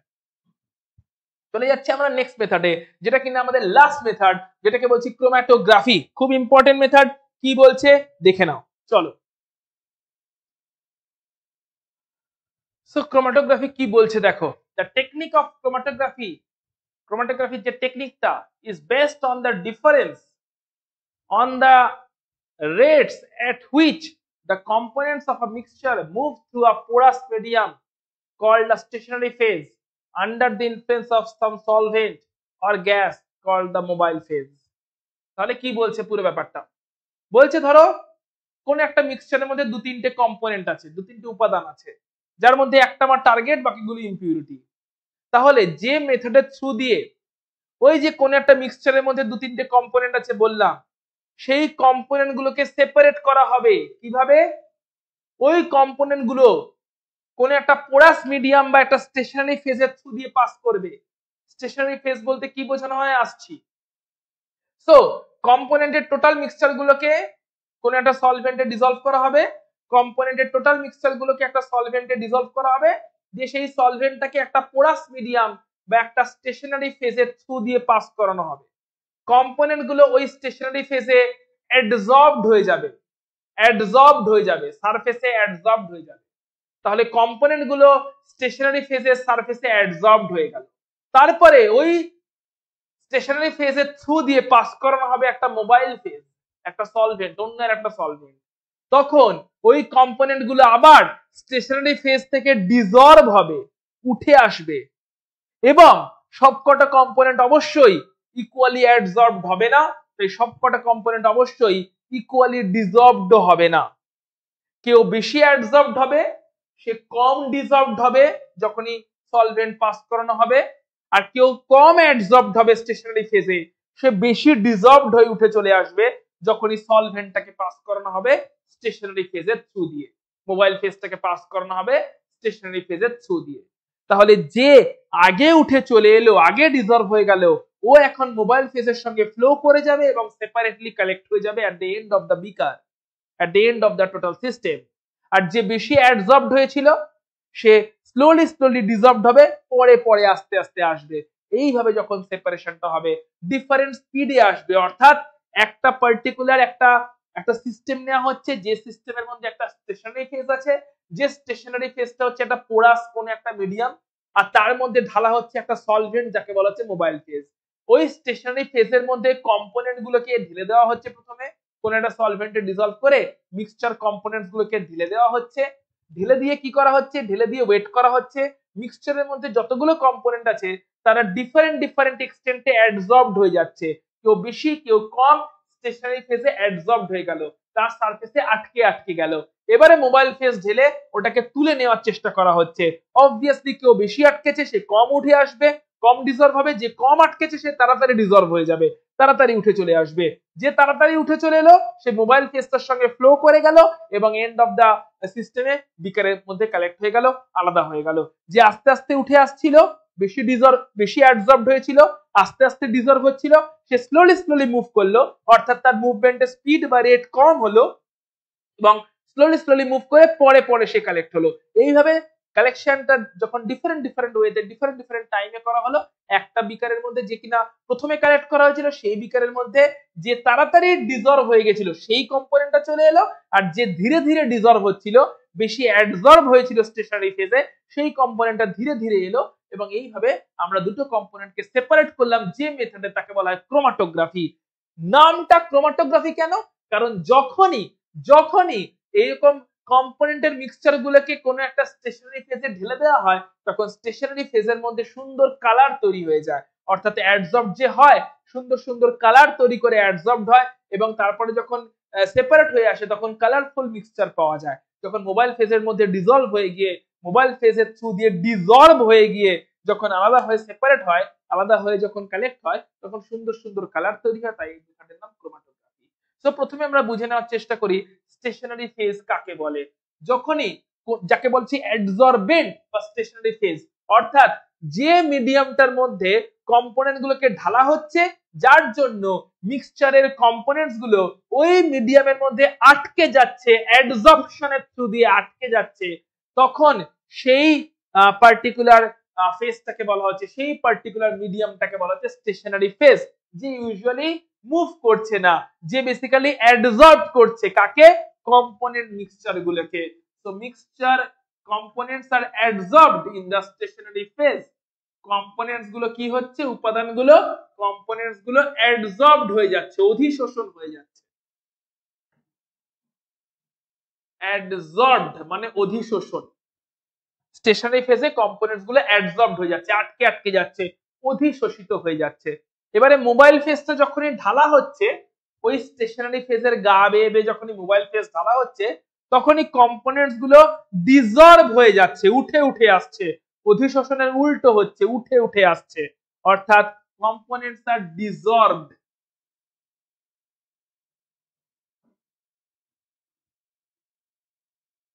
যখনই কম্পোনেন্ট গুলো ডিজলভড হয়ে মোবাইল ফেজের থ্রু দিয়ে মুভ করে যাচ্ছে, তখন এই কম্পোনেন্টটা যে কিনা ইজিলি ডিজলভ হয়ে গেল, কম অ্যাডজর্বড হয়েছিল, সে আগে বেরিয়ে চলে যাবে, তাকে আগে, সে ফাস্টার রেটে বেরিয়ে চলে যাবে, তাকে আগে কালেক্ট করে নেওয়া হবে।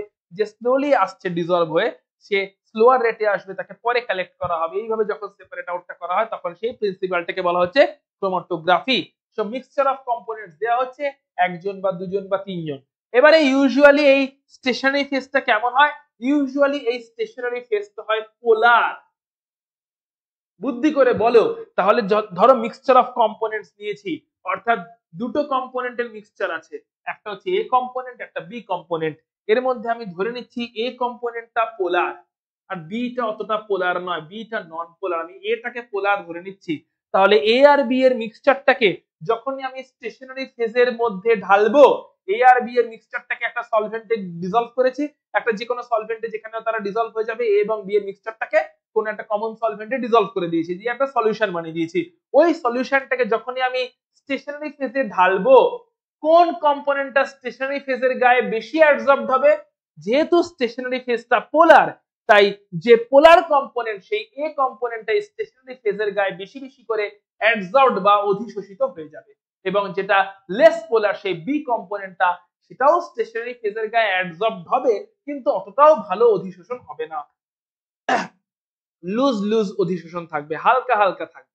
এবারে যখনই আমি একটা মিক্সচার চালিয়ে দেবো, যখনই আমি এবার একটা মোবাইল ফেজ বা এলুয়েন্ট, যখনই আমি ওই স্টেশনারি ফেজের গা বরাবর ঢেলে দেবো, তখন স্টেশনারি ফেজের গা থেকে কে আগে ডিজলভ হবে? যে কম অ্যাডজর্বড হয়েছিল। কে কম অ্যাডজর্বড হয়েছিল? যে লেস পোলার ছিল, বি। তাই সে আগে ডিজলভ হবে এবং সে মোবাইল ফেজ বা এলিমেন্টের থ্রু দিয়ে ফ্লো করে যাবে এবং নিচের বিকারে আগে কালেক্টেড হয়ে যাবে একটা ফাস্টার রেট। আর যে কিনা তোমার বেশি অ্যাডজর্বড হয়েছিল, যে কিনা বেশি পোলার ছিল, বেশি অ্যাডজর্বড হয়ে গেছিল স্টেশনারি ফেজের গায়ে, সে ধীরে ধীরে ডিজলভ হবে এবং আস্তে আস্তে স্লোলি মুভ করবে এবং পরে পরে কালেক্ট হবে at the end of the system. এইভাবে পুরো প্রসেসটা কন্টিনিউ হয়ে থাকে এবং আমরা মিক্সচারদেরকে সেপারেট করে থাকি। যেরকম আমরা এই পিকচারটা থ্রু দিয়ে বোঝার চেষ্টা করছি, এটাকে বলছি কলাম ক্রোমাটোগ্রাফি। সেটা কলাম তো নেওয়া হয়েছে, এটা কলাম বিউরেটের মতন দেখতে, একটা মোটা বিউরেট ধরে নিতে পারো, সেটা মোটা বিউরেটের মতন একটা কলাম নেওয়া হয়েছে, যে কলামের মধ্যে পুরোপুরি ভাবে ঠেসে দেওয়া হয়েছে একটা স্টেশনারি ফেজকে, যে স্টেশনারি ফেজটা অবশ্যই পোলার। এই হোয়াইট কালারের যেটা ঠাসা আছে দেখতে পাচ্ছ, একদম ঠেসে দেওয়া হয়েছে, ঠেসে একদম প্যাক করে দেওয়া হয়েছে, কি দিয়ে? একটা স্টেশনারি ফেজ, একটা পোরাস মিডিয়াম, একটা পোলার স্টেশনারি ফেজ, সিলিকা জেল হতে পারে বা কিছু হতে পারে, সেটা দিয়ে পুরো একদম বিউরেটের মতন কলামটাকে ঠেসে ঠেসে ভর্তি করে দেওয়া হয়েছে। ক্লিয়ার? এবারে ওর মাথায় কি ঢেলে দেওয়া হলো? ওর মাথায় এখানে মিক্সচার ঢেলে দেওয়া হলো। এ আর বি এর মিক্সচারটাকে একটা সলভেন্টে ডিসলভ করে সেটাকে ঢেলে দেওয়া হলো। এ আর বি এর মিক্সচারটাকে একটা সলভেন্টে ডিসলভ করে এই স্টেশনারি ফেজের উপরে ঢেলে দেওয়া হলো। তাহলে এখানে এবারে এ এবং বি ডিফারেন্ট ডিফারেন্ট এক্সটেন্টে অ্যাডসর্বড হবে। আমরা ধরেছি এ হচ্ছে মোর পোলার, তাই এ এখন স্টেশনারি ফেজটাতে বেশি অ্যাডসর্বড হয়ে যাবে আর বিটা অল্প অ্যাডসর্বড হবে এবং তারা স্লোলি স্লোলি নিচের দিকে আসবে under the influence of gravity. যাতে বেশি বেশি করে আসে তার জন্য আমি এখন কি অ্যাড করলাম, আমি এখান থেকে এখন মোবাইল ফেজটা অ্যাড করে দিলাম। মোবাইল ফেজ বা এলুয়েন্ট, এটা আরেকটা সলভেন্ট, সেই মোবাইল ফেজ বা এলুয়েন্ট এই আরেকটা সলভেন্টকে আমি অ্যাড করে দিলাম এখন উপর থেকে, যাতে এই যে মিক্সচারটা ঢেলেছি সে যেন ঠেলা খেয়ে খেয়ে গ্র্যাভিটির ইনফ্লুয়েন্সে উপর থেকে ঢালছি, মোবাইল ফেজ ঢালছি, সলভেন্ট ঢালছি, এলিউয়েন্ট ঢালছি, তো ঠেলা খেয়ে খেয়ে গ্র্যাভিটির ইনফ্লুয়েন্সে যেন এই স্টেশনারি ফেজটাকে ওভারকাম করে করে আস্তে আস্তে নিচের দিকে আসতে পারে। ক্লিয়ারলি দেখতে পাচ্ছি যে ব্লু কালারটা স্লোলি আসছে, রেড কালারটা ফার্স্ট আসছে। ব্লু কালারটা স্লোলি মুভ করছে, রেড কালারটা ফাস্ট মুভ করছে। এখান থেকে কি বুঝতে পারি, যখনই মোবাইল ফেজ ঢালছি তখন এখানে এ আর বি যে দুটো কম্পোনেন্ট ছিল তার মধ্যে একটা কম্পোনেন্ট স্লোলি মুভ করছে ব্লু কম্পোনেন্টটা, অন্যটা ফাস্ট মুভ করছে। বুদ্ধি করে বলো এ আর বি তার মধ্যে কোনটা ব্লু কোনটা রেড হবে? অবভিয়াসলি অবভিয়াসলি নিশ্চয়ই অনেকে প্রেডিক্ট করে ফেলেছো তোমরা অলরেডি। অবভিয়াসলি কে হবে? কে হবে? কে? এ আর বি। কোনটা ব্লু কোনটা রেড? এটাই এখন সব থেকে বড় কোয়েশ্চেন, যে কোনটা ব্লু কোনটা রেড হতে চলেছে। অবভিয়াসলি এ হতে চলেছে ব্লুটা। কেন? যেহেতু স্টেশনারি ফেজটা বেশি পোলার আর আমরা এটাকেও বেশি পোলার অ্যাজিউম করেছি, তাই এটাই এ কম্পোনেন্টটাই স্টেশনারি ফেজের গায়ে বেশি বেশি অধিশোষণ বা অ্যাডসর্বড হয়ে যাবে এবং তার জন্য স্টেশনারি ফেজের গায়ে আটকে থাকবে বেশি। তাই মোবাইল ফেজ ঢাললে এ কম্পোনেন্টটা বেশি ফাস্ট মুভ করবে না, কারণ ও অ্যাডসর্বড হয়ে আছে। whereas বি কম্পোনেন্ট যেটা কিনা লেস পোলার, যেটা কিনা অতটা স্ট্রংলি অ্যাডসর্বড হয়নি, অধিশোষণ হয়নি, সে মোবাইল ফেজের সঙ্গে সঙ্গে ফাস্ট মুভ করবে। ক্লিয়ারলি এইখান থেকে আস্তে আস্তে মুভমেন্টের ডিসটেন্স দেখতেই পাচ্ছ বেড়ে যাচ্ছে।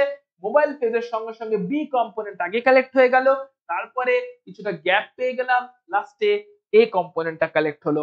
ক্লিয়ারলি এইখানে বি কম্পোনেন্ট আছে একটা সলভেন্টে, এইখানে এ কম্পোনেন্ট আছে সলভেন্টে। সলভেন্ট দুটোকে ইভাপোরেট করে দেবো, এ এবং বি সেপারেট হয়ে যাবে। যেটা আমার টার্গেট সেটাকে রেখে দেবো, অন্যটাকে রেসিডিউ যেটা ইম্পিউরিটি সেটাকে ডিসকার্ড করে দেবো। এইভাবে ক্রোমাটোগ্রাফি থ্রু দিয়ে কলাম ক্রোমাটোগ্রাফি আমরা দেখলাম, এইভাবে আমরা কলাম ক্রোমাটোগ্রাফি থ্রু দিয়ে আমরা সেপারেট করে দিতে পারি যে কোনো মিক্সচার কম্পাউন্ডকে। সো এখান থেকে পুরোপুরি ভাবে আমাদের পিউরিফিকেশন পার্টটা শেষ হচ্ছে, তবে এখনো চ্যাপ্টারটা বাকি আছে, বিশুদ্ধিকরণ শেষ হচ্ছে। আমরা ফিরে আসছি একটা ছোট্ট বিরতির পর, এবং বিরতির পরে কি থাকছে? বিরতির পরে থাকছে টোটাল অ্যানালাইসিস বিশ্লেষণ পার্টটা, যেখানে দুটো কম্পোনেন্ট দুটো পার্ট আছে, একটা কোয়ালিটেটিভ একটা কোয়ান্টিটেটিভ। কোয়ালিটেটিভ পার্টে আমরা জানবো কেমন ভাবে কোন একটা আননোন অর্গানিক কম্পাউন্ডে পিউরিফাই তো হয়ে গেল, আননোন অর্গানিক কম্পাউন্ড এরকম বিভিন্ন বিভিন্ন মেথডের থ্রু দিয়ে পিউরিফাই হয়ে একদম এক্সক্লুসিভলি পেয়ে গেছি আননোন অর্গানিক কম্পাউন্ডটাকে। এবারে জানতে হবে ওর মধ্যে কোন কোন এলিমেন্ট আছে, কোয়ালিটেটিভ অ্যানালাইসিস। তারপরে জানতে হবে সেই এলিমেন্ট গুলো কত পার্সেন্টেজে আছে, কোয়ান্টিটেটিভ অ্যানালাইসিস। আমরা এখন দেখে নেব যে characterisation of organic compounds. Characterisation বলতে কি বোঝানো হচ্ছে? যেরকমটা আগেই বলেছিলাম যে অ্যানালাইসিস, প্রপার অ্যানালাইসিস। একটা অর্গানিক কম্পাউন্ড ডিসকভার্ড হয়েছে প্রথমবারের জন্য, তো ডিসকভার্ড হওয়ার পরে তাকে তো পিউরিফাই করতে হবে, তার জন্য বিভিন্ন মেথডস অলরেডি আমরা স্টাডি করেছি যে যেখানে পিউরিফিকেশনটা কিরকম করে করা যেতে পারে। এবারে পিউরিফাইড কম্পাউন্ডটা পেয়ে গেছি, যে পিউরিফাই হয়ে গেছে প্রপারলি, সেটা পেয়ে গেছি। এখন কি করতে হবে? এখন ওই কম্পাউন্ডের অ্যানালাইসিস করে বুঝতে হবে ওই কম্পাউন্ডে কোন কোন এলিমেন্ট আছে। অর্গানিক মানে কার্বন হাইড্রোজেন থাকবে, কিন্তু শুধু কার্বন হাইড্রোজেন না, আরো কিছু আছে। তো কোন কোন এলিমেন্ট আছে, যেগুলো আছে সেগুলো কত পার্সেন্টেজে আছে, তো তার উপরে বেস করে তৈরি হবে মলিকুলার ফর্মুলা, এবং সেখান থেকে ফাইনালি বের করা হবে কি কি ফাংশনাল গ্রুপ আছে, এবং এটা থ্রু দিয়ে পুরো কম্পাউন্ডের স্ট্রাকচার আমরা জানতে পারবো। তো কি কি অ্যানালাইসিস দেখতে হবে? প্রথমটা হচ্ছে কোয়ালিটেটিভ অ্যানালাইসিস, মানে সেখানে কি হবে? ডিটেকশন হবে, ঠিক আছে? ডিটেকশন অফ এলিমেন্টস, অর্থাৎ কি কি এলিমেন্ট প্রেজেন্ট আছে বিভিন্ন রকম টেস্ট করে সেটাকে ডিটেক্ট করা হবে। নেক্সট হচ্ছে কোয়ান্টিটেটিভ অ্যানালাইসিস। এখানে কি হবে? যে পার্সেন্টেজ কম্পোজিশন, যে যে এলিমেন্ট গুলো প্রেজেন্ট আছে তারা কি পার্সেন্টেজে প্রেজেন্ট আছে, সেই পার্সেন্টেজ কম্পোজিশন। কার্বন প্রেজেন্ট আছে তো কত পার্সেন্টেজ কার্বন, হাইড্রোজেন প্রেজেন্ট আছে, অক্সিজেন প্রেজেন্ট আছে, নাইট্রোজেন সালফার কিছু প্রেজেন্ট আছে, কত পার্সেন্টেজ করে প্রেজেন্ট আছে, সেটা হচ্ছে কোয়ান্টিটেটিভ অ্যানালাইসিস। এই দুটো এখন আমরা দেখব। এই দুটো জানা হয়ে গেলে অলরেডি ফার্স্ট চ্যাপ্টারে তোমরা করেছিলে যে স্থূল সংকেত, আণবিক সংকেত কেমন করে বার করা যায় ফ্রম, যে আমরা যদি পার্সেন্টেজ গুলো জানা থাকে, অর্থাৎ মৌলগুলোর, এলিমেন্টগুলোর পার্সেন্টেজ জানা থাকলে সেখান থেকে স্থূল সংকেত বা এম্পিরিক্যাল ফর্মুলা, আণবিক সংকেত বা মলিকুলার ফর্মুলা বার করার বিভিন্ন মেথডস আমরা অলরেডি ফার্স্ট চ্যাপ্টারে তোমরা দেখেছিলে। তো সেই রকম মেথড গুলো ইউজ করে মলিকুলার ওয়েট এবং মলিকুলার ফর্মুলা, এম্পিরিক্যাল ফর্মুলা এইগুলো বার করা হবে। বিভিন্ন অন্যান্য মেথড, মলিকুলার ওয়েট ডিটারমিনেশনের বিভিন্ন মেথড আমরা দেখেছিলাম ফার্স্ট চ্যাপ্টারে। অর্থাৎ ফার্স্ট চ্যাপ্টারে যে সমস্ত অঙ্কগুলো করেছিলাম যেখানে কিনা আণবিক ভর কেমন করে বার করতে হয়, আণবিক ভর জানা থাকলে, পার্সেন্টেজ জানা থাকলে সেখান থেকে কেমন করে আণবিক সংকেত এবং স্থূল সংকেত, এম্পিরিক্যাল এবং মলিকুলার ফর্মুলা বার করতে হয়, সেই সমস্ত যে মেথডস গুলো আমরা দেখেছিলাম, অঙ্কের মাধ্যমে শিখেছিলাম, সেগুলো অ্যাপ্লাই হবে। তো মেথডটা অ্যাপ্লাই হওয়ার আগে আমাকে জেনে নিতে হবে পার্সেন্টেজ কম্পোজিশন কি এবং কোন কোন এলিমেন্ট প্রেজেন্ট আছে, যেটা এখন আমরা দেখতে চলেছি। আর একদম সবার শেষে ওই কম্পাউন্ডে কি ফাংশনাল গ্রুপ প্রেজেন্ট থাকে সেটা যদি আমরা ডিটারমাইন করে নিই, তাহলে কমপ্লিট আননোন কম্পাউন্ডের আমরা পুরোপুরি স্ট্রাকচার বলতে পারবো। তো এখন আমরা কোন পার্টটা দেখতে চলেছি? এখন আমরা এই ক্লাসে মেইনলি এই দুটো পার্টকে দেখতে চলেছি। একটা হচ্ছে কোয়ালিটেটিভ অ্যানালাইসিস, একটা হচ্ছে কোয়ান্টিটেটিভ অ্যানালাইসিস, যেখানে আমরা কোন কোন এলিমেন্ট কেমন করে ডিটেক্ট করা হয় তার টেস্টগুলো দেখবো এবং তার পার্সেন্টেজটা কেমন করে বার করা হয়, তার জন্য কি টেস্ট এবং কি ক্যালকুলেশন আছে সেই টোটাল ব্যাপারটা দেখবো। সো মন দাও কি বলছে দেখো। আচ্ছা, প্রথমে আমরা দেখার চেষ্টা করছি যে কোয়ালিটেটিভ অ্যানালাইসিস, কার্বন এবং হাইড্রোজেন। আমরা ইউজুয়ালি জানি কার্বন এবং হাইড্রোজেন যে কোনো একটা অর্গানিক কম্পাউন্ডে প্রেজেন্ট থাকবেই, কারণ হাইড্রোকার্বন এই পার্টটা তো প্রেজেন্ট থাকবেই যে কোনো অর্গানিক কম্পাউন্ডে। সো কার্বন হাইড্রোজেন সত্যি আছে তো? হ্যাঁ, থাকা তো উচিত, কিন্তু টেস্ট করে কি করে বুঝবো? সো আমরা একটা স্যাম্পল নেবো। কি আছে পিকচারটা ফলো করার চেষ্টা করো। স্যাম্পল নেওয়া হয়েছে, যে স্যাম্পলটা অর্গানিক স্যাম্পল নেওয়া হয়েছে যার মধ্যে কার্বন এবং হাইড্রোজেন থাকার সম্ভাবনা আছে, অর্থাৎ চান্স আছে, কারণ সেটা একটা অর্গানিক কম্পাউন্ড। সো স্যাম্পলটা নিয়ে একটা টেস্ট টিউবে হিট করা হচ্ছে। যখন হিট করা হচ্ছে কিসের প্রেজেন্সে হিট করা হচ্ছে? কিউপ্রিক অক্সাইডের প্রেজেন্সে হিট করা হচ্ছে। তো স্যাম্পলটাকে নিয়ে কিউপ্রিক অক্সাইডের প্রেজেন্সে, অর্থাৎ এখানে টেস্ট টিউবের মধ্যে আছে হচ্ছে sample plus cupric oxide, sample plus sample আছে সঙ্গে আছে কিউপ্রিক অক্সাইড। তো স্যাম্পল আর কিউপ্রিক অক্সাইডের মিক্সচারটাকে, স্যাম্পলের সঙ্গে কিউপ্রিক অক্সাইড আছে সেই মিক্সচারটাকে হিট করা হচ্ছে। হিট করলে কি হবে? স্যাম্পলে যে কার্বন পার্টটা আছে, কারণ আমি ধরে নিচ্ছি এখানে কার্বনের টেস্ট করছি, তো কার্বন পার্ট যদি থাকে তাহলে কি হবে সেটা দেখে নিচ্ছি, কি চেঞ্জেস হবে, কি অবজারভেশন হবে, তার বেসিসে বলবো কার্বন পার্টটা হ্যাঁ ধরে নিয়েছিলাম আছে, সেটা কনফার্ম হলো। সো যদি কার্বন থেকে থাকে তাহলে কার্বন পার্টটা, স্যাম্পলের মধ্যে প্রেজেন্ট থাকা কার্বন পার্টটা, সেটা কিউপ্রিক অক্সাইডের সঙ্গে রিঅ্যাক্ট করবে হিট করলে, এবং তার ফলে কার্বন ডাই অক্সাইড গ্যাস তৈরি হবে আর কপার মেটাল তৈরি হবে। এবারে হাইড্রোজেন যে পার্টটা আছে, তাহলে এটা একটা রিঅ্যাকশন হলো। সেকেন্ড রিঅ্যাকশনটা কি হবে? স্যাম্পলে হাইড্রোজেনও প্রেজেন্ট থাকতে পারে, হাইড্রোজেনও একইভাবে কিউপ্রিক অক্সাইডের সঙ্গে রিঅ্যাক্ট করবে যখনই হিট করছি মিক্সচারটাকে, এবং তার ফলে ওয়াটার ভেপার এবং কপার তৈরি হবে। তার মানে আমরা কি পেলাম আলটিমেটলি? আমরা পেলাম হচ্ছে অ্যাজ প্রোডাক্ট কপার পাচ্ছি, যেটার কোনো আমাদের প্রয়োজন নেই, কিন্তু কার্বন থেকে CO2 পাচ্ছি আর ওয়াটার থেকে আমরা হাইড্রোজেন থেকে আমরা ওয়াটার পাচ্ছি। কার্বন থেকে CO2 এবং হাইড্রোজেন থেকে আমরা ওয়াটার পাচ্ছি, এটা পাওয়া উচিত, কিন্তু একটা গ্যাস তৈরি হচ্ছে। কার্বন ডাই অক্সাইড পাচ্ছি কি করে বুঝবো? একটা তো আননোন গ্যাস তৈরি হচ্ছে দেখতে পাবো, গ্যাসটা কার্বন ডাই অক্সাইড বুঝবো কি করে? অর্থাৎ এখানে যখন হিট করলাম, হিট করলে যে গ্যাসটা বেরোচ্ছে ওই গ্যাসটাকে প্রথমে পাস করাবো অ্যানহাইড্রাস কিউপ্রিক সালফেট সলিডের মধ্যে দিয়ে। যদি ওখানে ময়েশ্চার থেকে থাকে তাহলে অ্যানহাইড্রাস কিউপ্রিক সালফেট, যেটা কিনা হোয়াইট কালারের হয়, সেটা ময়েশ্চারের প্রেজেন্সে, কারণ ময়েশ্চার তৈরি হয়েছে, ময়েশ্চারটা যেই পাস করবে অ্যানহাইড্রাস কিউপ্রিক সালফেটের প্রেজেন্সে, তার ফলে কি হবে? ওই ময়েশ্চারটাকে অ্যাবজর্ব করে নেবে এই অ্যানহাইড্রাস কিউপ্রিক সালফেট, দিয়ে সেটা হোয়াইট পাউডার থেকে ব্লু কালারের ক্রিস্টালে কনভার্ট হয়ে যাবে, হাইড্রেটেড কপার সালফেট হয়ে যাবে। অ্যানহাইড্রাস কপার সালফেট থেকে হাইড্রেটেড কপার সালফেট হয়ে যাবে। মানে এখানে হিট করার পরে যে গ্যাসটা বেরোলো সেই গ্যাসে কার্বন ডাই অক্সাইড এবং ওয়াটার ভেপার থাকা উচিত, যদি স্যাম্পলে কার্বন এবং হাইড্রোজেন থেকে থাকতো, কারণ কিউপ্রিক অক্সাইড দিয়ে হিট করলেই carbon die oxide water vapour তৈরি হচ্ছে অ্যাকর্ডিং টু দ্য ইকুয়েশনস। এর ফলে ওই যে ভেপারটা বেরোচ্ছে ওটা যদি এখন অ্যানহাইড্রাস CuSO4 অ্যানহাইড্রাস কপার সালফেটের থ্রু দিয়ে পাস করাই, তাহলে ওই ভেপারটা অ্যানহাইড্রাস CuSO4 কে ব্লু কালারের ক্রিস্টালে যদি কনভার্ট করে তাহলে বলবো হ্যাঁ ওয়াটার ভেপার পাস করেছে, anhydrous CuSO4 water vapour absorb করেছে। ওয়াটার ভেপারটা এলো থেকে নিশ্চয়ই অর্গানিক কম্পাউন্ডে হাইড্রোজেন ছিল যেটা কিনা ওয়াটার ভেপারে কনভার্ট হয়েছে এবং সেই ওয়াটার ভেপারটাই যখন পাস করে গেছে তখন অ্যানহাইড্রাস হোয়াইট কালারের পাউডারটাকে ব্লু কালারের ক্রিস্টালে কনভার্ট করে দিয়ে গেছে।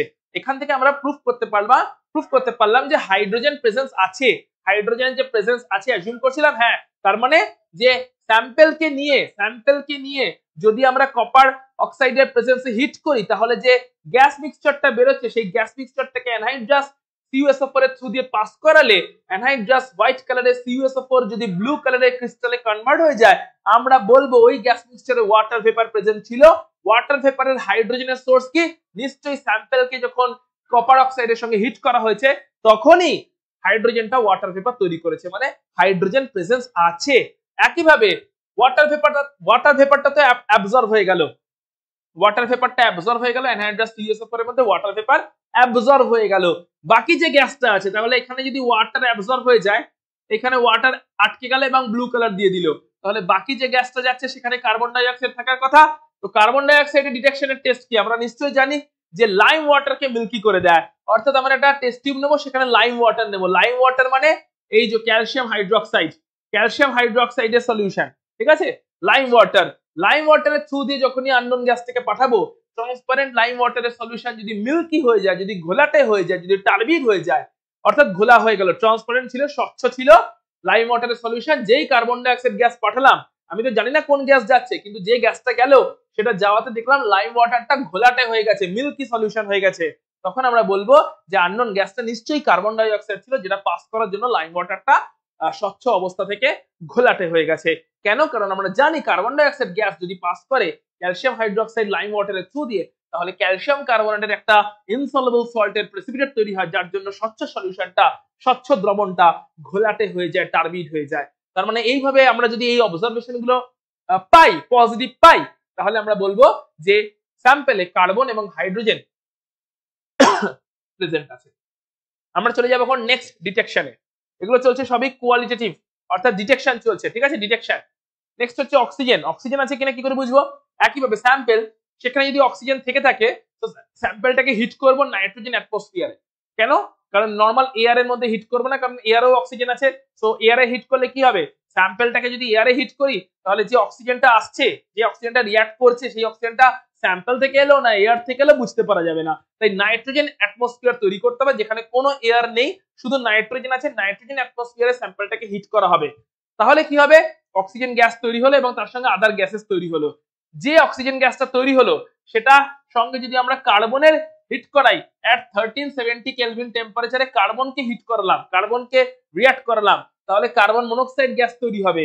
কার্বন মনোক্সাইড গ্যাসকে যদি I2O5 এর থ্রু দিয়ে পাস করাই তাহলে ভায়োলেট কালারের আয়োডিন দেখতে পাওয়া যাবে।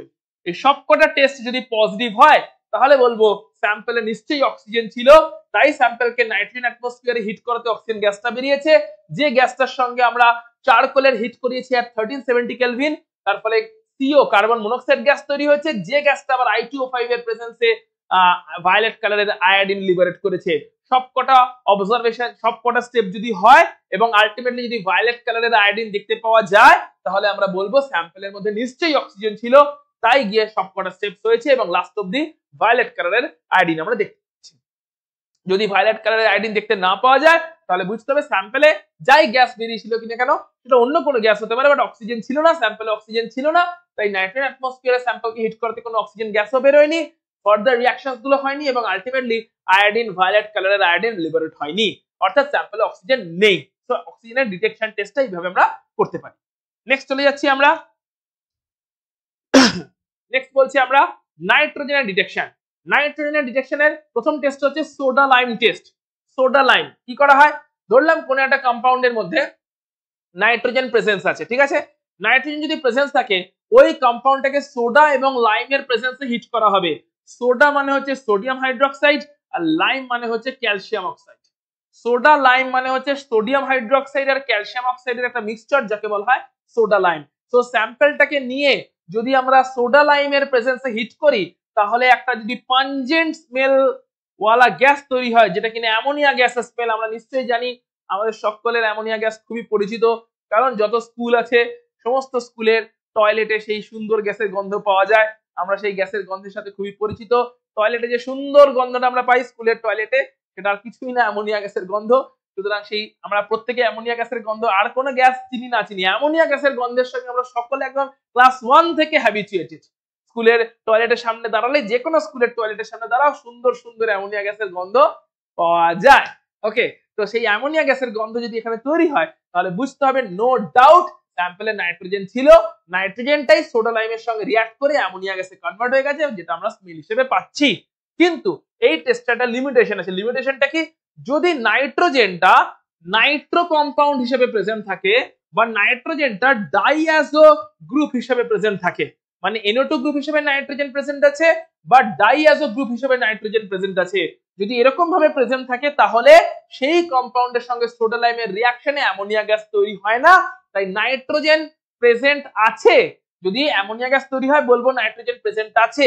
কিন্তু যদি অ্যামোনিয়া গ্যাস তৈরি না হয়, তাহলে নাইট্রোজেন যে প্রেজেন্ট নেই এটা শিওরলি বলা যাবে না, কারণ নাইট্রোজেন যদি NO2 ফর্মে বা ডাইঅ্যাজো ফর্মেও প্রেজেন্ট থাকে, তাহলেও কিন্তু অ্যামোনিয়া গ্যাস তৈরি হবে না, কারণ রিঅ্যাকশনটা এদের জন্য অ্যাপ্লিকেবল হয়। এখানে রিঅ্যাকশনটা হয় না, সোডা লাইমের সঙ্গে নাইট্রো বা ডাইঅ্যাজো গ্রুপের কোনো রিঅ্যাকশন হয় না, তাই সেখানেও কিন্তু রিঅ্যাকশনটা অ্যাপ্লিকেবল নয়। তাই যদি টেস্টটা নেগেটিভ হয়, তার মানে এটা নয় যে কোনো নাইট্রোজেন প্রেজেন্ট নেই। টেস্ট পজিটিভ মানে নাইট্রোজেন প্রেজেন্ট আছে, বাট টেস্ট নেগেটিভ হয়েছে, অ্যামোনিয়া গ্যাস তৈরি হয়েছে দেখতে পাওয়া যায়নি, অ্যামোনিয়া গ্যাসের কোনো স্মেল পাওয়া যায়নি, এটা যদি টেস্ট হয়, অর্থাৎ টেস্ট নেগেটিভ, তার মানে নাইট্রোজেন নাও থাকতে পারে, কিন্তু নাইট্রোজেন থাকতেও পারে, নাইট্রো বা ডাইঅ্যাজো ফর্মেও নাইট্রোজেন থাকতে পারে, কারণ এই ফর্মে নাইট্রোজেন থাকলে সেটা কিন্তু এই টেস্টটা পজিটিভ দেয় না। পাঞ্জেন্ট স্মেল এই যে তৈরি হবে অ্যামোনিয়া গ্যাসের, এই টেস্টটাকে তারা পজিটিভ দেয় না। ওকে, চলো নেক্সট কি টেস্ট আছে দেখে নি। নাইট্রোজেনের ডিটেকশনের নেক্সট টেস্টটা হচ্ছে ল্যাসাইন টেস্ট। ল্যাসাইন টেস্ট কি করা হচ্ছে, যে এই টেস্টের মেন পারপাসটা কি সেটাকে বুঝে নি। পারপাসটা হচ্ছে, যখন এই অর্গানিক কম্পাউন্ডের মধ্যে নাইট্রোজেন অ্যাটম প্রেজেন্ট আছে, নিশ্চয়ই সেখানে নাইট্রোজেন অ্যাটমটা কোনো না কোনো কোভালেন্ট বন্ডের থ্রু দিয়ে অ্যাটাচ আছে, কারণ অর্গানিক কম্পাউন্ড মানে সেখানে কোভালেন্ট বন্ডের প্রেজেন্স আছে।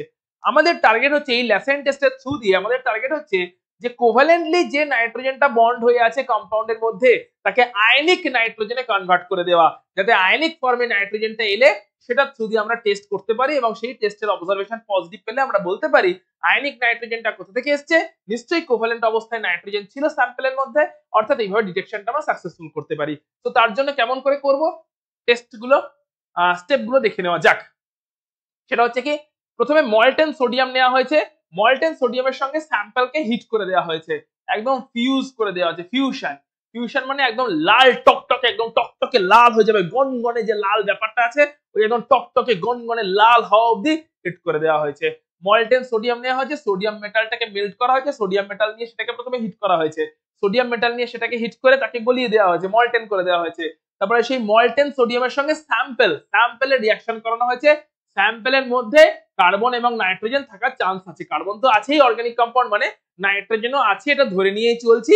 দেখবো কি কি অবজারভেশন আসে, অবজারভেশন গুলো পজিটিভ হলে বলবো হ্যাঁ আমাদের ধরে নেওয়া ঠিক ছিল, মানে নাইট্রোজেন ছিল, অবজারভেশন নেগেটিভ হলে বলবো আমাদের ধরে নেওয়া ভুল ছিল, নাইট্রোজেন ছিল না।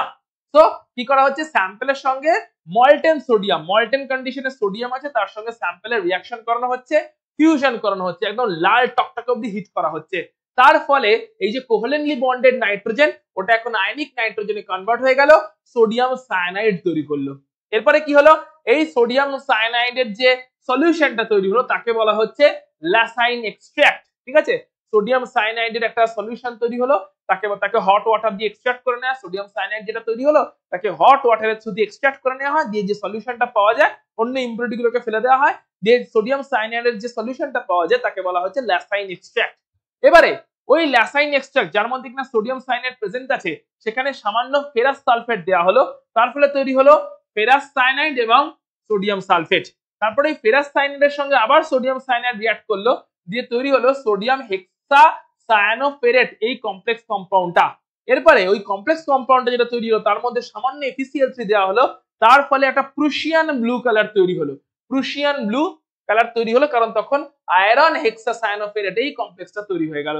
যদি সবকটা স্টেপস হয় এবং লাস্ট অব্দি প্রুশিয়ান ব্লু কালার দেখতে পাই, সবকটা স্টেপস হলো এবং লাস্ট অব্দি আমরা প্রুশিয়ান ব্লু কালার দেখতে পেলাম, তাহলে বলবো যে এই প্রুশিয়ান ব্লু কালার হয়েছে মানে Fe4 FeCN6 এই কম্পাউন্ডটা তৈরি হয়েছে। এই কম্পাউন্ডটা এলো থেকে FeCl3 অ্যাড করা হয়েছিল Na4 FeCN6 এই কম্পাউন্ডের উপরে। এই কম্পাউন্ড এলো থেকে NaCN এর সঙ্গে FeCN2 রিঅ্যাক্ট হয়েছিল। NaCN বা FeCN2 এলো থেকে FeSO4 এর সঙ্গে NaCN এর রিঅ্যাক্ট হয়েছিল। NaCN টা এলো থেকে স্যাম্পলের সঙ্গে সোডিয়ামের রিঅ্যাক্ট হয়েছিল। তার মানে স্যাম্পলের সঙ্গে সোডিয়ামের যখন রিঅ্যাক্ট হয়েছিল স্যাম্পলে কার্বনের সঙ্গে নিশ্চয়ই নাইট্রোজেনে ছিল, তাই সিএন গ্রুপটা সায়ানাইড গ্রুপটা তৈরি হতে পেরেছিল। সায়ানাইড গ্রুপটাই তারপরে ফার্দার রিঅ্যাকশনস করেছে, যখন বিভিন্ন রিএজেন্ট অ্যাড করেছি সায়ানাইড গ্রুপের বিভিন্ন রিঅ্যাকশনস হয়েছে, বিভিন্ন কমপ্লেক্স তৈরি হয়েছে এন্ড ফাইনালি প্রুশিয়ান ব্লু একটা কমপ্লেক্স পেয়েছি। টেস্ট পজিটিভ, তার মানে স্যাম্পলে নাইট্রোজেন প্রেজেন্ট আছে। এবারে এখানে একটা প্রবলেম আছে, এখানেও একটা লিমিটেশন আছে। লিমিটেশনটা কি? স্যাম্পলে যদি নাইট্রোজেনের সঙ্গে সালফারও প্রেজেন্ট থাকে তাহলে প্রুশিয়ান ব্লু কালার না পেয়ে আমরা ব্লাড রেড কালার পাই, একদম রক্তের মতন টকটকে লাল একটা কালার পাই, যেটা ইন্ডিকেট করবে যে স্যাম্পলে শুধু নাইট্রোজেনই, সেখানে সালফারও প্রেজেন্ট আছে। কেন? সোডিয়াম মল্টেন সোডিয়ামের সঙ্গে যখনই স্যাম্পলটাকে হিট করছি, ফিউশন করে দিচ্ছি, তখন কার্বন নাইট্রোজেন তো প্রেজেন্ট ছিলই। কার্বন নাইট্রোজেন থাকলে, শুধু কার্বন নাইট্রোজেন থাকলে সোডিয়াম সায়ানাইড হতো, কিন্তু কার্বন নাইট্রোজেনের সঙ্গে এখন সালফারও প্রেজেন্ট আছে, তাই NaCNS সোডিয়াম থায়োসায়ানাইড তৈরি হয়েছে। এবার এই সোডিয়াম থায়োসায়ানাইডের সঙ্গে যখন FeCl3 লাস্টে স্টেপে বিভিন্ন রকম রিএজেন্ট দিচ্ছি, দিয়ে লাস্টে FeCl3 দিচ্ছি, FeCl3 এর সঙ্গে যখন সোডিয়াম থায়োসায়ানাইড রিঅ্যাক্ট করবে তখন একটা ব্লাড রেড FeCNS3 একটা ব্লাড রেড কালার তৈরি হবে, রক্তের মতন টকটকে লাল একটা কালার তৈরি হবে, প্রুশিয়ান ব্লু কালার তৈরি হবে না, বা তৈরি হলো সেটা বোঝা যাবে না। তাই যদি রক্তের মতন টকটকে লাল কালার তৈরি হয় তাহলে বুঝতে হবে স্যাম্পলে নাইট্রোজেনের সঙ্গে সালফারও হয়তো প্রেজেন্ট আছে। আর যদি শুধু প্রুশিয়ান ব্লু কালার তৈরি হয় তাহলে বুঝতে হবে স্যাম্পলে খালি নাইট্রোজেন প্রেজেন্ট আছে। আর কোনো কালার তৈরি না হলে বুঝতে হবে স্যাম্পলে নাইট্রোজেন প্রেজেন্ট নেই, ল্যাসাইন টেস্ট নেগেটিভ হয়েছে। সো ল্যাসাইন টেস্টের ব্যাপারটা নিশ্চয়ই বোঝা গেছে। নাইট্রোজেনের ডিটেকশন কেমন করে করা হতে পারে, নেক্সট আমরা দেখে নিচ্ছি সালফারের ডিটেকশন। এটা কেমন করে করা হবে? সেম ওয়ে, ল্যাসাইন এক্সট্রাক্ট তৈরি করে, যে মল্টেন সোডিয়াম নেওয়া হয়েছে, মল্টেন সোডিয়াম নিয়ে স্যাম্পলকে ফিউজ করে দেওয়া হয়েছে, মল্টেন সোডিয়াম তার সঙ্গে স্যাম্পল মিশিয়ে ফিউজ করা হয়েছে, স্যাম্পলে ধরে নিচ্ছে সালফার প্রেজেন্ট আছে।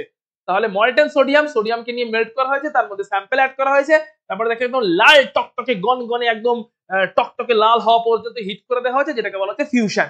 তার ফলে কি হচ্ছে, সেম ওয়েতে সালফার যেটা কিনা কোভ্যালেন্ট ওয়েতে বন্ডেড ছিল, কারণ অর্গানিক কম্পাউন্ডে সালফারটা যদি বন্ড থাকে, কোভ্যালেন্ট ওয়েতে বন্ড আছে, ওই কোভ্যালেন্টলি বন্ডেড সালফার এখন আয়নিক সালফাইডে কনভার্ট হয়ে গেল যখনই সোডিয়ামের সঙ্গে সালফার পার্টটা রিঅ্যাক্ট করে গেল ফিউশনের থ্রু দিয়ে, যে সোডিয়াম সালফাইড তৈরি হলো, এটা হয়ে গেল এখন একটা আয়নিক সালফাইড।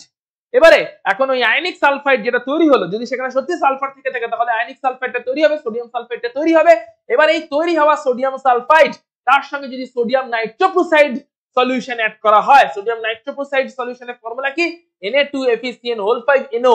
এগুলো হচ্ছে এক এক ধরনের কোঅর্ডিনেশন কম্পাউন্ড। সো যদি সোডিয়াম সালফাইড যেটা তৈরি হলো ওখানে, সেই সোডিয়াম সালফাইডের সঙ্গে সোডিয়াম নাইট্রোপ্রোসাইডের সলিউশন অ্যাড করা হয় এবং তাতে একটা ভায়োলেট কালারেশন দেখতে পাওয়া যায় because of the presence of the sulphur, তাহলে ভায়োলেট কালারেশন দেখলে আমরা বলতে পারবো আননোন কম্পাউন্ডে, অর্গানিক আননোন স্যাম্পলটাতে সালফারের প্রেজেন্স আছে, অর্থাৎ সালফারের টেস্ট পজিটিভ। এখানে ভায়োলেট কালারেশন তৈরি না হলে বলবো সালফার নেই। কিভাবে আমরা পুরো রিঅ্যাকশনটা করতে পারি। একইভাবে এই সোডিয়াম সালফেট যেটা নেওয়া হয়েছে তার একটা পার্টকে সোডিয়াম নাইট্রোপ্রোসাইড দেওয়া হয়েছে, দিয়ে দেখতে পাওয়া হচ্ছে ভায়োলেট কালার তৈরি হয় কিনা। সেই সোডিয়াম সালফাইডের সলিউশনের অন্য একটা পার্টে লেড অ্যাসিডেট দেওয়া হচ্ছে, তাতেও ব্ল্যাক প্রেসিপিটেট তৈরি হওয়া উচিত লেড সালফাইডের। এই দুটো টেস্ট পজিটিভ হলে আমরা বলবো হ্যাঁ সালফাইড ছিল। তার মানে আমরা মল্টেন সোডিয়ামে সালফার ওয়ালা অর্গানিক কম্পাউন্ড, যেটা আননোন কম্পাউন্ড, অর্গানিক কম্পাউন্ড যেখানে সালফার আছে ধরে নিচ্ছি, তো তার সঙ্গে রিঅ্যাক্ট করালাম, ফিউশন করলাম, আয়নিক সালফাইড তৈরি হলো। আয়নিক সালফাইডের সলিউশনটাকে দুভাগে ভাগ করলাম, একটা ভাগে সোডিয়াম নাইট্রোপ্রোসাইড দিলাম, ভায়োলেট কালার পেলাম, অন্য ভাগে লেড অ্যাসিডেট দিলাম, ব্ল্যাক কালারের লেড সালফাইডের প্রেসিপিটেট পেলাম। এই দুটো টেস্ট পজিটিভ, মানে আননোন কম্পাউন্ডে সালফার প্রেজেন্ট ছিল। নেক্সট হচ্ছে হ্যালোজেনের ডিটেকশন। হ্যালোজেন ল্যাসাইন টেস্টের থ্রু দিয়ে যেতে হবে, সেম ওয়েতে সোডিয়াম মল্টেন সোডিয়াম নেওয়া হয়েছে, অবভিয়াসলি সোডিয়াম গুলো সবই মল্টেন সোডিয়াম, মল্টেন কন্ডিশনে আছে, মল্টেন সোডিয়ামের সঙ্গে স্যাম্পলের মধ্যে ধরে নিচ্ছি হ্যালোজেন প্রেজেন্ট আছে, দিয়ে দেখবো টেস্টগুলো পরপর করব, কি অবজারভেশন আসার কথা দেখবো। যদি সেই অবজারভেশন গুলো সত্যি সত্যি আসে তাহলে বলবো আমাদের ধরে নেওয়া ঠিক ছিল, মানে স্যাম্পলে হ্যালোজেন প্রেজেন্ট ছিল। যদি দেখি যে না আসছে না, অবজারভেশন আসছে না, যা অ্যাজিউম করেছি সেই অবজারভেশন আসছে না, তাহলে বলতে হবে যে আমাদের ধরে নেওয়া ঠিক ছিল না, মানে স্যাম্পলে হ্যালোজেন প্রেজেন্ট ছিল না, কারণ প্রেজেন্ট থাকলে অবজারভেশন গুলো আসা উচিত ছিল, টেস্ট পজিটিভ দেওয়া উচিত ছিল। তো দেখে নেওয়া যায় কি কি হচ্ছে। মল্টেন সোডিয়াম নেওয়া হয়েছে, স্যাম্পেলটাকে নেওয়া হয়েছে, ফিউশন করা হয়েছে। এক্স বলতে এখানে হ্যালোজেনকে মিন করা হচ্ছে, এক্স হচ্ছে হ্যালোজেন যেগুলো কিনা স্যাম্পেলে প্রেজেন্ট আছে, অর্গানিক স্যাম্পেলটাতে প্রেজেন্ট আছে। শুধুই যে এক্স প্রেজেন্ট আছে তা না, কার্বন, হাইড্রোজেন, নাইট্রোজেন, অক্সিজেন অনেকেই প্রেজেন্ট আছে, সঙ্গে হয়তো হ্যালোজেনটাও প্রেজেন্ট আছে, সো স্যাম্পেল নেওয়া হয়েছে, স্যাম্পেলের মধ্যে হ্যালোজেন আছে এবং হ্যালোজেনটাকে মল্টেন সোডিয়ামের সঙ্গে ফিউশন করা হয়েছে অ্যাজ ইউজুয়াল। তার ফলে যে হ্যালোজেন গুলো কোভালেন্টলি বন্ডেড হয়েছিল সেই সবকটা হ্যালোজেন এখন সোডিয়ামের সঙ্গে আয়নিক বন্ডে চলে এলো। তাই সোডিয়াম ক্লোরাইড বা সোডিয়াম ব্রোমাইড বা সোডিয়াম আয়োডাইড মানে সোডিয়াম হ্যালাইড তৈরি হলো, অর্থাৎ আয়নিক বন্ডে চলে এলো। কোভালেন্টলি বন্ডেড অ্যাটমটাকে আয়নিক কম্পাউন্ডে কনভার্ট করার জন্য ল্যাসেন টেস্টটা করা হচ্ছে, যেখানে মল্টেন সোডিয়ামের সঙ্গে ফিউজ করা হচ্ছে এবং তারপরে হট ওয়াটারের থ্রু দিয়ে এক্সট্রাক্ট করে নেওয়া হচ্ছে। যে সলিউশনটা পাচ্ছি তার মধ্যে তখন হ্যালোজেনটা বা সালফারটা বা নাইট্রোজেনটা তারা আয়নিক ফর্মে চলে আসছে, এটাকেই বলা হচ্ছে ল্যাসাইন এক্সট্রাক্ট। এবার এই ল্যাসাইন এক্সট্রাক্টটাতে কি করা হচ্ছে, এই যে সোডিয়াম হ্যালাইড পাওয়া গেল, সোডিয়াম হ্যালাইডটাতে বলবো সোডিয়াম ক্লোরাইড, যদি সোডিয়াম হ্যালাইডটাকে বলবো সোডিয়াম ক্লোরাইড অর্থাৎ হ্যালোজেনটাকে বলবো ক্লোরিন, যদি যে সলিউশনটা পাওয়া গেল তার মধ্যে AgNO3 দেওয়া হলে হোয়াইট প্রেসিপিটেট তৈরি হয়, তাহলে আমরা বলবো হ্যাঁ যে সোডিয়াম হ্যালাইড পাওয়া গেছে ওটা সোডিয়াম ক্লোরাইড হবে, তার মানে যে আননোন হ্যালোজেন ছিল স্যাম্পলে সেটা ক্লোরিন হবে। যদি AgNO3 দেওয়ার ফলে একটা ডাল ইয়েলো টাইপের একটা প্রেসিপিটেট তৈরি হয়, একটা ফিকে ফিকে ইয়েলো টাইপের একটা প্রেসিপিটেট তৈরি হয়, তখন আমরা বলবো যে সোডিয়াম ব্রোমাইড প্রেজেন্ট আছে। ব্রোমাইড মানে এখানে স্যাম্পলে ব্রোমিন প্রেজেন্ট ছিল, যেটা কিনা সোডিয়াম ব্রোমাইডে কনভার্ট হয়েছে, AgNO3 দেওয়াতে একটা ডাল ইয়েলো টাইপের প্রেসিপিটেট তৈরি হয়েছে। যদি একটা ব্রাইট ইয়েলো প্রেসিপিটেট তৈরি হয় তাহলে আমরা বলবো আয়োডিন প্রেজেন্ট আছে, সোডিয়াম আয়োডাইড তৈরি হয়েছিল যেটা কিনা AgNO3 এর সঙ্গে রিঅ্যাক্ট করে AgI তৈরি করেছে, AgI এর একটা ব্রাইট ইয়েলো প্রেসিপিটেট তৈরি করেছে। অর্থাৎ AgNO3 যখনই সোডিয়াম আয়োডাইডে দেওয়া হয়েছে ব্রাইট ইয়েলো প্রেসিপিটেট তৈরি হয়েছে, মানে AgI তৈরি হয়েছে, মানে সোডিয়াম আয়োডাইড ছিল, মানে এখানে সোডিয়াম আয়োডাইড তৈরি হয়েছিল, মানে নিশ্চয়ই আননোন কম্পাউন্ডে আয়োডিন প্রেজেন্ট ছিল। সেইভাবে আমরা কালারের থ্রু দিয়ে AgNO3 এবং HNO3 অ্যাড করে কালার কি ফর্ম হচ্ছে প্রেসিপিটেটের কালার থেকে আমরা বলতে পারি যে কোন হ্যালোজেন প্রেজেন্ট ছিল। যদি কোনো কালার না আসে তাহলে আমরা বলবো কোন হ্যালোজেনই প্রেজেন্ট ছিল না। ল্যাসাইন টেস্টের এখানে একটা লিমিটেশন আছে। লিমিটেশন কি, যদি হ্যালোজেন একলা না থাকে, হ্যালোজেন যে একলা থাকবে তার তো কোনো মানে নেই, আননোন অর্গানিক কম্পাউন্ডে কার্বন হাইড্রোজেন তো থাকবেই, কার্বন হাইড্রোজেন থাকার সঙ্গে সঙ্গে যে শুধু হ্যালোজেন থাকবে তার কোনো মানে নেই, সঙ্গে নাইট্রোজেনও থাকতে পারে, সঙ্গে সালফারও থাকতে পারে, তার সঙ্গে হ্যালোজেনও থাকতে পারে, অর্থাৎ নাইট্রোজেন সালফার এদের সঙ্গে হ্যালোজেন থাকতে পারে, হ্যালোজেন একলাও থাকতে পারে। একলা হ্যালোজেন থাকলে কেমন করে করবো একটু আগে দেখলাম, কিন্তু যদি নাইট্রোজেন বা সালফার এরাও প্রেজেন্ট থাকে তখন একটা প্রবলেম তৈরি হয়। কি প্রবলেম, যদি নাইট্রোজেনও প্রেজেন্ট থাকে তাহলে নিশ্চয়ই সোডিয়াম সায়ানাইডও একটা তৈরি হবে যেরকমটা প্রথমে হচ্ছিল, যদি সালফারও প্রেজেন্ট থাকে তাহলে নিশ্চয়ই সোডিয়াম সালফাইডও তৈরি হবে যেরকম প্রথমে হচ্ছিল, তাহলে সোডিয়াম সায়ানাইড বা সোডিয়াম সালফাইড এগুলো তৈরি হবে, সঙ্গে হ্যালোজেনও প্রেজেন্ট আছে তাহলে তো সোডিয়াম হ্যালাইডও তৈরি হলো। মানে কেবলমাত্র সোডিয়াম হ্যালাইড তৈরি হলো না, সঙ্গে সোডিয়াম সায়ানাইড বা সোডিয়াম সালফাইডও তৈরি হলো যদি অর্গানিক কম্পাউন্ডটাতে আননোন অর্গানিক স্যাম্পলটাতে নাইট্রোজেন বা সালফার এরাও প্রেজেন্ট থেকে থাকে। এতে প্রবলেমটা কি হবে, প্রবলেমটা হচ্ছে যদি সোডিয়াম সায়ানাইড তৈরি হয়ে যায় তাহলে যখনই AgNO3 দেব যে প্রেসিপিটেটের কালার দেখার জন্য, তখনই একটা হোয়াইট প্রেসিপিটেট তৈরি হয়ে যাবে, সোডিয়াম সায়ানাইড থেকে সিলভার সায়ানাইডের প্রেসিপিটেট তৈরি হয়ে যাবে, সেটাও হোয়াইট প্রেসিপিটেট। হোয়াইট প্রেসিপিটেট তৈরি হয় মানে আমি ভাবতে পারি হয়তো সিলভার ক্লোরাইড তৈরি হয়েছে, কারণ সিলভার ক্লোরাইডের প্রেসিপিটেটটা হোয়াইট, কিন্তু অ্যাকচুয়ালি সিলভার ক্লোরাইডের প্রেসিপিটেট নয়, এটা সিলভার সায়ানাইডের প্রেসিপিটেট। তার মানে স্যাম্পলে নাইট্রোজেন থাকলে যখন সিলভার সায়ানাইডের প্রেসিপিটেটটা পড়বে আমি কনফিউজ হয়ে যাব যে এই যে প্রেসিপিটেটটা পড়লো এটা কি সিলভার ক্লোরাইডের জন্য না সিলভার সায়ানাইডের জন্য। সিলভার ক্লোরাইডের প্রেসিপিটেট হলে আমি বলতাম যে হ্যাঁ ক্লোরিন প্রেজেন্ট আছে, কিন্তু এখন আমি কনফিউজড। কি কনফিউজ, যে হোয়াইট প্রেসিপিটেট তো পেয়েছি বাট সেটা সিলভার সায়ানাইডের না সিলভার ক্লোরাইডের সেটাই বুঝতে পারছি না। সিলভার ক্লোরাইডের যদি হয় তাহলে বলবো হ্যাঁ ক্লোরিন প্রেজেন্ট ছিল আননোন কম্পাউন্ডে, কিন্তু যদি সিলভার সায়ানাইডের হয় তাহলে বলতে হবে যে হ্যাঁ নাইট্রোজেনও প্রেজেন্ট আছে আননোন কম্পাউন্ডের। হতেই পারে হোয়াইট প্রেসিপিটেটের মধ্যে সিলভার সায়ানাইড এবং সিলভার ক্লোরাইড দুজনেই তৈরি হয়েছে প্রেসিপিটেট। প্রেসিপিটেট দেখে তো আর বুঝতে পারবো না ওখানে কি কি তৈরি হচ্ছে, এরকম করে এই ভাই কি আছে রে, এই প্রেসিপিটেট কি আছিস তোর মধ্যে, মলিকুল দেখে তো আর বুঝতে পারবো না সেটা সিলভার সায়ানাইড না সিলভার ক্লোরাইড। তাই হতে পারে হোয়াইট প্রেসিপিটেট তৈরি হলো তার মধ্যে সিলভার সায়ানাইড থাকতে পারে, সিলভার ক্লোরাইড থাকতে পারে, দুজনেই থাকতে পারে। তাই আমি কখনোই শিওর হয়ে বলতে পারবো না হোয়াইট প্রেসিপিটেটকে দেখে যে সেটা সিলভার ক্লোরাইডেরই প্রেসিপিটেট। সিলভার ক্লোরাইডের প্রেসিপিটেট যদি শিওর হয়ে বলতে না পারি আননোন কম্পাউন্ডে ক্লোরাইড আছে কিনা এই ব্যাপারে কোনো শিওর শর্ট কমেন্ট করতে পারবো না। সিমিলার ওয়েতে যে সোডিয়াম সালফাইড তৈরি হলো ওই সোডিয়াম সালফাইডের প্রেজেন্সে যখনই সোডিয়াম সিলভার নাইট্রেট দেওয়া হচ্ছে, আমি তো সিলভার নাইট্রেট দিচ্ছি এগুলো আছে ভেবে নয়, সিলভার নাইট্রেট দেওয়া হচ্ছে এর জন্য যে সিলভার হ্যালাইড হয়েছে, এবার আমি সিলভার নাইট্রেট দিই, সরি সোডিয়াম হ্যালাইড তৈরি হয়েছে, এই সোডিয়াম হ্যালাইডের উপরে আমি সিলভার নাইট্রেটটা দিয়ে দিই, তাহলে হয় AgCl নয় AgBr নয় AgI এর কোন না কোন একটা কালারফুল প্রেসিপিটেট পাবো, অ্যাকর্ডিংলি বলে দেবো কোন হ্যালোজেনটা প্রেজেন্ট আছে, তার জন্য তো আমি AgNO3 দিচ্ছি। কিন্তু অন্যান্য কিছু যদি প্রেজেন্ট থাকে তাহলে অন্য রিঅ্যাকশন হয়ে যাচ্ছে, সাইড রিঅ্যাকশন হয়ে যাচ্ছে, অর্থাৎ সোডিয়াম সালফাইড যদি তৈরি হয়ে গিয়ে থাকে তার সঙ্গে AgNO3 রিঅ্যাকশনে ব্ল্যাক কালারের প্রেসিপিটেট তৈরি হয়ে যাচ্ছে।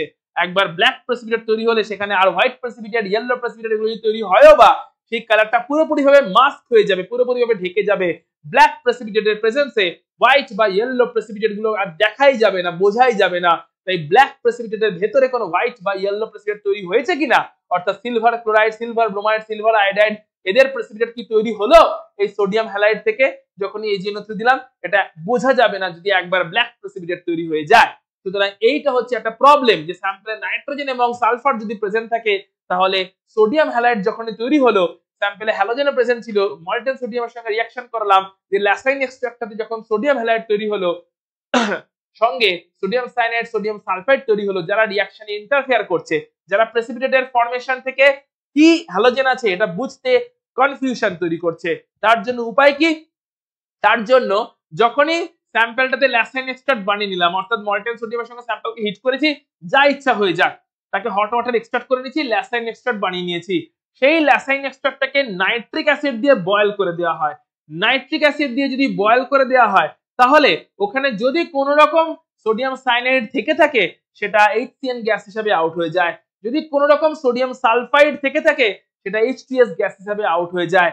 এইভাবে নাইট্রোজেন পার্টটাকে এবং সালফাইড পার্টটাকে আউট করে দেওয়া হয় প্রথমে, অর্থাৎ সোডিয়াম সায়ানাইড তৈরি হয়ে যদি থাকে HNO3 দিয়ে বয়েল করলে HCN গ্যাস হয়ে সেটা আউট হচ্ছে, সোডিয়াম সালফাইড যদি তৈরি হয়ে থাকে HNO3 দিয়ে বয়েল করলে সেটা H2S গ্যাস হিসেবে আউট হয়ে যাচ্ছে। তো গ্যাসগুলো আউট হয়ে গেল, নাইট্রোজেন পার্ট আউট, HCN হিসেবে, সালফাইড পার্ট আউট H2S হিসেবে। এবারে যে বাকি ল্যাসাইন এক্সট্রাক্টটা আছে সেখানে আমি এখন AgNO3 দেব। সেখানে এখন AgNO3 দিলে সেখানে শুধুমাত্র হয়তো সোডিয়াম হ্যালাইডই প্রেজেন্ট আছে, সোডিয়াম ক্লোরাইড বা সোডিয়াম ব্রোমাইড বা সোডিয়াম আয়োডাইড। AgNO3 দিলে নিশ্চয়ই কোনো না কোনো কালারের প্রেসিপিটেট তৈরি হবে। হোয়াইট প্রেসিপিটেট যদি এখন হয় তাহলে বলবো সিলভার ক্লোরাইড তৈরি হয়েছে, মানে আননোন কম্পাউন্ডে ক্লোরিন ছিল। ডাল ইয়েলো টাইপের প্রেসিপিটেট তৈরি হলে আমি বলবো যে সেখানে AgBr তৈরি হয়েছে, মানে আননোন কম্পাউন্ডে ব্রোমিন ছিল। আর যদি ব্রাইট ইয়েলো প্রেসিপিটেট এখন তৈরি হয় AgNO3 দেওয়াতে তাহলে বলবো আননোন কম্পাউন্ডে আয়োডিন ছিল, অর্থাৎ আগের এই রিঅ্যাকশনস গুলো এখন অ্যাপ্লিকেবল হবে। মানেটা হচ্ছে যে শুধু সিলভার হ্যালাইডের উপরে শুধু সোডিয়াম হ্যালাইড থেকে সিলভার হ্যালাইড তৈরি হচ্ছিল, সোডিয়াম হ্যালাইড থেকে AgNO3 দিচ্ছিলাম, সিলভার হ্যালাইড তৈরি হচ্ছিল। সিলভার হ্যালাইডের কালার দেখে আমি বলতে পারছিলাম যে কোন হ্যালোজেনটা প্রেজেন্ট আছে, বাট সেখানে ইন্টারফেয়ার করছিল নাইট্রোজেন এবং সালফার। তাই নাইট্রোজেন আর সালফারকে HNO3 দিয়ে বয়েল করে এরকম রিঅ্যাকশনসে যদি আউট করে দেওয়া হয় এবং তারপরে AgNO3 টেস্টটা কন্টিনিউ করা হয়। এইভাবে আমরা ডিটেকশন করতে পারি হ্যালোজেন প্রেজেন্স আছে কি নেই। চলে আসছি ফসফরাস যদি প্রেজেন্স থাকে তার জন্য কি টেস্ট। ফসফরাসের প্রেজেন্সের জন্য টেস্টটা দেখে নেওয়া যাক। যে স্যাম্পলের সঙ্গে সোডিয়াম পারঅক্সাইডের রিঅ্যাকশন করা হয়, হিট করা হয়, স্যাম্পলের মধ্যে যদি ফসফরাস থেকে থাকে তাহলে সোডিয়াম পারঅক্সাইডের সঙ্গে যখনই হিট করে রিঅ্যাকশন করা হয় সোডিয়াম ফসফেট তৈরি হওয়ার কথা। ওই সোডিয়াম ফসফেটকে HNO3 দিয়ে যদি ট্রিট করা হয়, সোডিয়াম ফসফেটটাকে প্রথমে যদি HNO3 দিয়ে ট্রিট করা হয় তাহলে ফসফরিক অ্যাসিড তৈরি হওয়ার কথা, যে ফসফরিক অ্যাসিডের সঙ্গে অ্যামোনিয়াম মলিবডেটের রিঅ্যাকশন করলে একটা ইয়েলো কালারের প্রেসিপিটেট তৈরি হওয়ার কথা, একটা ইয়েলো কালারের অ্যামোনিয়াম ফসফোমলিবডেট, এই একটা কম্পাউন্ড তৈরি হওয়ার কথা, যা ইয়েলো প্রেসিপিটেট তৈরি হওয়ার কথা। যদি এই পুরো জিনিসটা হয়, এই অবজারভেশনটা পজিটিভ হয়, তাহলে আমি বলবো আননোন কম্পাউন্ডের মধ্যে ফসফরাস প্রেজেন্স ছিল, অর্থাৎ ইয়েলো প্রেসিপিটেটটা তৈরি হয়েছে কারণ অ্যামোনিয়াম ফসফোমলিবডেট তৈরি হয়েছে। অ্যামোনিয়াম ফসফোমলিবডেটে ফসফরাস এলো থেকে নিশ্চয়ই ফসফরিক অ্যাসিডের সঙ্গে অ্যামোনিয়াম মলিবডেটের রিঅ্যাকশনের ফলে এসেছে। ফসফরিক অ্যাসিড এলো থেকে নিশ্চয়ই নাইট্রিক অ্যাসিডের সঙ্গে সোডিয়াম ফসফেটের রিঅ্যাকশন হয়েছিল। সোডিয়াম ফসফেট এলো থেকে নিশ্চয়ই সোডিয়াম পারঅক্সাইডের সঙ্গে আননোন কম্পাউন্ড থেকেই ফসফরাস এসেছিল, যেটা হিটের প্রেজেন্সে সোডিয়াম ফসফেটটা তৈরি করেছিল।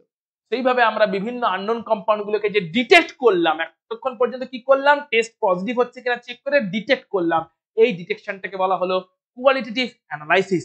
এখন আমরা দেখব কোয়ান্টিটেটিভ অ্যানালাইসিস, যেখানে আমরা কত পার্সেন্টেজে আছে সেটা ফিগার আউট করার চেষ্টা করব। তো চলো তাহলে এখন দেখে নেওয়া যাক যে কেমন করে আমরা কোয়ান্টিটেটিভ অ্যানালাইসিসটা করব, যেখানে আমরা কার্বন, হাইড্রোজেন, নাইট্রোজেন, ফসফরাস যেগুলো দেখলাম হ্যালোজেন, তারা কত পার্সেন্টেজে আছে সেটা ফিগার আউট করব। তো একইভাবে স্যাম্পল নেওয়া হয়েছে, স্যাম্পলের মধ্যে মেবি কার্বন, হাইড্রোজেন এখন তো ডিটেক্টেড হয়ে গেছে যে কার্বন, হাইড্রোজেন প্রেজেন্ট আছে কি নেই। তো কার্বন, হাইড্রোজেন ধরে নিচ্ছি প্রেজেন্ট আছে, স্যাম্পলের মধ্যে কার্বন হাইড্রোজেন প্রেজেন্ট আছে, ফার্নেসের মধ্যে কপার অক্সাইডের প্রেজেন্সে হিট করা হয়েছে স্যাম্পলকে। তো স্যাম্পলকে কপার অক্সাইডের প্রেজেন্সে হিট করা হয়েছে ফার্নেসের মধ্যে নিয়ে, তার ফলে কার্বন ডাই অক্সাইড তৈরি হয়েছে গ্যাস এবং ওয়াটার ভেপার তৈরি হয়েছে অ্যাজ গ্যাস।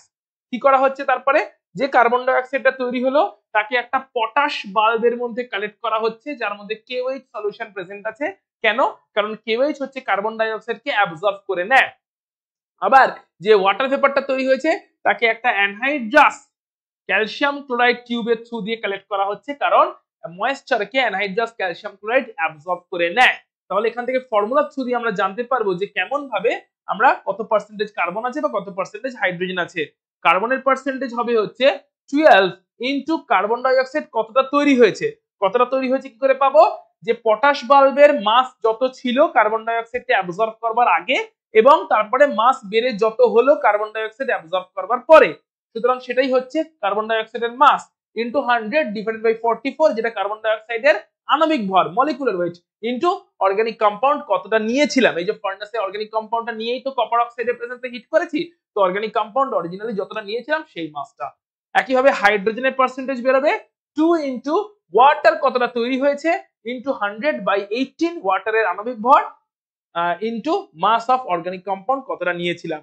ওয়াটারের মাসটা কেমন করে জানতে পারবো, একইভাবে ক্যালসিয়াম ক্লোরাইড টিউবের মাস কতটা ছিল এবং ওয়াটার ভেপারটা অ্যাবজর্ব করার পরে কতটা মাস হলো, এই ডিফারেন্সটাই হচ্ছে যতটা ওয়াটার তৈরি হয়েছিল সেই মাসটা। ভ্যালুগুলো পুট করব, ফর্মুলা থ্রু দিয়ে আমরা কার্বন এবং হাইড্রোজেনের পার্সেন্টেজ জানতে পেরে যাব। নেক্সট চলে যাচ্ছি আমরা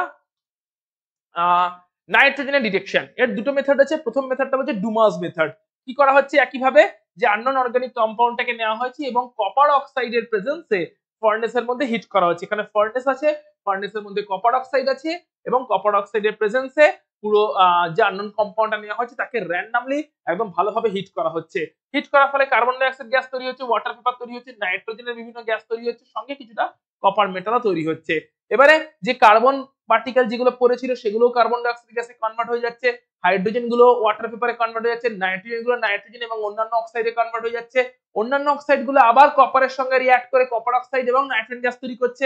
মানে আলটিমেটলি নাইট্রোজেন গ্যাসটা পাচ্ছি যখনই আমরা বিভিন্ন রিঅ্যাকশনস গুলো করছি। আননোন স্যাম্পলটাকে নিয়ে আননোন স্যাম্পলে কার্বন আছে, হাইড্রোজেন আছে এবং নাইট্রোজেন আছে। আননোন স্যাম্পলকে নিয়েছি ফার্নেসের মধ্যে এবং কপার অক্সাইডের আছে রাখা ফার্নেসে। সো কপার অক্সাইডের প্রেজেন্সে আননোন স্যাম্পলটাকে যখনই হিট করে দিচ্ছি ফার্নেসের মধ্যে, carbon die oxide, water vapour এবং নাইট্রোজেন গ্যাসটা তৈরি হচ্ছে, সঙ্গে নাইট্রোজেনের বিভিন্ন অক্সাইডও তৈরি হচ্ছে। এবারে রিঅ্যাকশন যখন হচ্ছে তখন কপার মেটালও তৈরি হচ্ছে, ওই কপার মেটাল গুলো আবার নাইট্রোজেন অক্সাইডস গুলোকে আবার নাইট্রোজেনে কনভার্ট করে দিচ্ছে। তার মানে আলটিমেটলি স্যাম্পলে যদি নাইট্রোজেন থেকে থাকে তাহলে আমরা রিঅ্যাকশনটা করে প্রচুর নাইট্রোজেন গ্যাস পাচ্ছি। তো কতটা নাইট্রোজেন গ্যাস পাচ্ছি সেটা এখানে ভলিউমে কালেক্ট করা হচ্ছে, এখানে রিডিং নেওয়া যাচ্ছে যে কতটা নাইট্রোজেন গ্যাস আমরা এই নাইট্রোমিটার, এটাকে বলে নাইট্রোমিটার, এই নাইট্রোমিটারের মধ্যে কতটা নাইট্রোজেন গ্যাস এরকম করে জমছে সেটাকে আমরা ধরতে পারি। কেন? কারণ যে কার্বন ডাই অক্সাইডটা তৈরি হয় সেটাকে অ্যাবজর্ব করিয়ে দেওয়া হয় পটাশিয়াম হাইড্রোক্সাইডের থ্রু দিয়ে, ওয়াটারটাকেও ময়েশ্চারটাকেও কোনো না কোনো anhydrous calcium carbonate, anhydrous calcium chloride বা কোনো না কোনো ড্রাইং এজেন্টের থ্রু দিয়ে ময়েশ্চারটাকেও অ্যাবজর্ব করিয়ে দেওয়া হয়। তাহলে কার্বন ডাই অক্সাইডকে অ্যাবজর্ব করে দেওয়া হয়েছে, ময়েশ্চারকে অ্যাবজর্ব করে দেওয়া হয়েছে, বাকি যে গ্যাসটা আছে সেই গ্যাসটা অবশ্যই নাইট্রোজেন হবে, তাকে নাইট্রোমিটারে কালেক্ট করা হয়েছে। কতটা ভলিউম আছে সেটা আমরা রিডিং থেকে জানতে পেরে যাচ্ছি। এখন আমরা কেমন করে ক্যালকুলেশন করব পার্সেন্টেজ নাইট্রোজেনের, যে নাইট্রোজেনের ভলিউম এসটিপিতে নাইট্রোজেনের ভলিউম কতটা হবে, যদি পুরো রিঅ্যাকশনটা এসটিপিতে, পুরো সেটআপটা যদি এসটিপিতে না থেকে থাকে, standard temperature and pressure STP যদি না থেকে থাকে, তাহলে প্রথমে এসটিপিতে নাইট্রোজেনের ভলিউমটা বার করতে হবে। কারণ এসটিপিতে যদি পুরো রিঅ্যাকশনটা না করা হয় তাহলে যে নাইট্রোজেনের ভলিউমটা পাবো ওটা এসটিপির ভলিউম নয়। প্রথমে নাইট্রোজেনের ভলিউমটাকে এসটিপিতে বার করতে হবে, কারণ রিঅ্যাকশনটা যদি এসটিপিতে না করা হয়ে থাকে তাহলে এখানে নাইট্রোমিটারে যতটা নাইট্রোজেন পাবো ওটা কিন্তু এসটিপির ভলিউম হবে না। তো নাইট্রোজেনের এসটিপিতে ভলিউম বার করার জন্য কি করে বার করব, P1 into V1 into 273 by 760 into T1, এই ভ্যালুগুলো পুট করে দেবো। যেখানে P1, V1 আর T1 হচ্ছে কারেন্ট কন্ডিশন, এসটিপি ছাড়া যে কন্ডিশনে এখন প্রেসার, ভলিউম বা টেম্পারেচার সেটা হচ্ছে P1, V1, T1। P1টা হচ্ছে কারেন্ট সিচুয়েশনে, এক্সপেরিমেন্টাল সেটআপ যে প্রেসারে আছে V1টা হচ্ছে নাইট্রোজেন যতটা ভলিউম তৈরি হয়েছে কারেন্ট সিচুয়েশনে, এবং T1 হচ্ছে এক্সপেরিমেন্টালটা যে টেম্পারেচারে হচ্ছে, অর্থাৎ সেই মোমেন্টে অ্যাটমসফিয়ারের যে টেম্পারেচার। সো যখন রিঅ্যাকশন হচ্ছে তখন অ্যাটমসফিয়ারের প্রেসার হচ্ছে P1, নাইট্রোজেন গ্যাসের ভলিউম হচ্ছে V1 এবং টেম্পারেচার হচ্ছে T1। তাহলে P1 V1 × 273 by second 60 × T1, এটা করলে এসটিপি তে যতটা নাইট্রোজেন গ্যাস তৈরি হয়েছে ওই নাইট্রোজেন গ্যাসটার এসটিপি তে ভলিউম কত, অর্থাৎ যদি সিচুয়েশন এসটিপি থাকতো তাহলে ভলিউম কত হতো সেটা পেয়ে যাব। অর্থাৎ আমরা যে নাইট্রোজেন গ্যাসটা পেলাম ওটা হয়তো রুম টেম্পারেচারে তৈরি হয়েছে বা কোনো একটা পার্টিকুলার সিচুয়েশন তৈরি হয়েছে, নরমাল রিঅ্যাকশন মিডিয়ামে নরমাল অ্যাটমসফিয়ারের আন্ডারে তৈরি হয়েছে, এসটিপি তে তৈরি হয়নি। তাই প্রথমে আমাকে জেনে নিতে হবে এসটিপি তে যদি ওই নাইট্রোজেন গ্যাসটা তৈরি হতো তাহলে তার কত ভলিউম হতো, যেটা এই ফর্মুলা থ্রু দিয়ে জানবো। তারপরে নাইট্রোজেনের পার্সেন্টেজ কেমন করে বেরোবে, 28 ইন্টু নাইট্রোজেনের ভলিউম এট এসটিপি, এসটিপি তে যে ভলিউমটা পেলাম সেই ভলিউমটা পুট করব। So 28 into volume of nitrogen at STP into 100 divided by 22400 into mass of the organic compound, যে অর্গানিক কম্পাউন্ডটাকে আমরা হিট করেছিলাম। সো এটা হয়ে গেল ডুমাস মেথড। কি হলো মেথডটাতে, স্যাম্পলটাকে হিট করা হলো ফার্নেসে কপার অক্সাইডের প্রেজেন্সে, তার ফলে বিভিন্ন গ্যাস তৈরি হলো, গ্যাসগুলোকে অ্যাবজর্ব করিয়ে দেওয়া হয় এবং নাইট্রোজেন গ্যাস যেটা তৈরি হয় তার সঙ্গে অক্সাইড অফ নাইট্রোজেন তৈরি হয়, নাইট্রোজেন অক্সাইডটাকে ফার্দার আবার রিডিউস করে নাইট্রোজেন নিয়ে আসা হয়। তাহলে এই নাইট্রোজেন গ্যাস যেটা জমা হলো সেই নাইট্রোজেন গ্যাসের ভলিউমটা নিয়ে নেওয়া হয়। কন্ডিশন যদি এসটিপি না থাকে তাহলে এসটিপি তে আগে নাইট্রোজেনের ভলিউম বার করা হয়, P1 V1 × 273 বাই 760 T1 করে, যেখানে P1 V1 আর T1টা হচ্ছে কারেন্ট সিচুয়েশনের প্রেসার, ভলিউম আর টেম্পারেচার। নাইট্রোজেনের ভলিউম কত, নাইট্রোজেনের কারেন্ট সিচুয়েশনে প্রেসার কত এবং কারেন্ট সিচুয়েশনে টেম্পারেচার কত। এখান থেকে নাইট্রোজেনের এসটিপি তে ভলিউম বেরোলো, সেই এসটিপি এর ভলিউমটা নেক্সট ফর্মুলাতে যদি আমরা পুট করে দিই 28 into volume of nitrogen at STP, যেটা এখান থেকে বেরোলো, into 100 by 22,400 into mass of organic compound, ফর্মুলাতে পুট করে দিলে আমরা সেখান থেকে ডুমাস মেথডের থ্রু দিয়ে নাইট্রোজেনের পার্সেন্টেজ পেয়ে যাব, যে অর্গানিক কম্পাউন্ডে নাইট্রোজেন কত পার্সেন্টেজে প্রেজেন্ট আছে। সেকেন্ড যে মেথডটা আছে এখানে সেটা হচ্ছে জেডালস মেথড। জেডালস মেথডটা কি বলছে দেখো, জেডালস মেথড বলছে যে এখানে আননোন কম্পাউন্ডটাকে নেওয়া হয়, আননোন কম্পাউন্ডটাকে কনসেন্ট্রেটেড সালফিউরিক অ্যাসিডের থ্রু দিয়ে প্রথমে পাস করানো হয়। কনসেন্ট্রেটেড সালফিউরিক অ্যাসিডের থ্রু দিয়ে আননোন কম্পাউন্ডটাকে যদি হিট করা হয় তাহলে carbon die oxide, water vapour এবং সালফার ডাই অক্সাইড তৈরি হয়, যে গ্যাসগুলোকে বিভিন্নভাবে অ্যাবজর্ব করিয়ে আউট করে দেওয়া হয় মিডিয়াম থেকে। স্যাম্পলে যে নাইট্রোজেনটা আছে সেটা কনসেন্ট্রেটেড সালফিউরিক অ্যাসিডের সঙ্গে হিট করলে অ্যামোনিয়াম সালফেট তৈরি হয়। তাহলে প্রথম রিঅ্যাকশনটা হচ্ছে এখানে অ্যামোনিয়াম সালফেট তৈরি করা।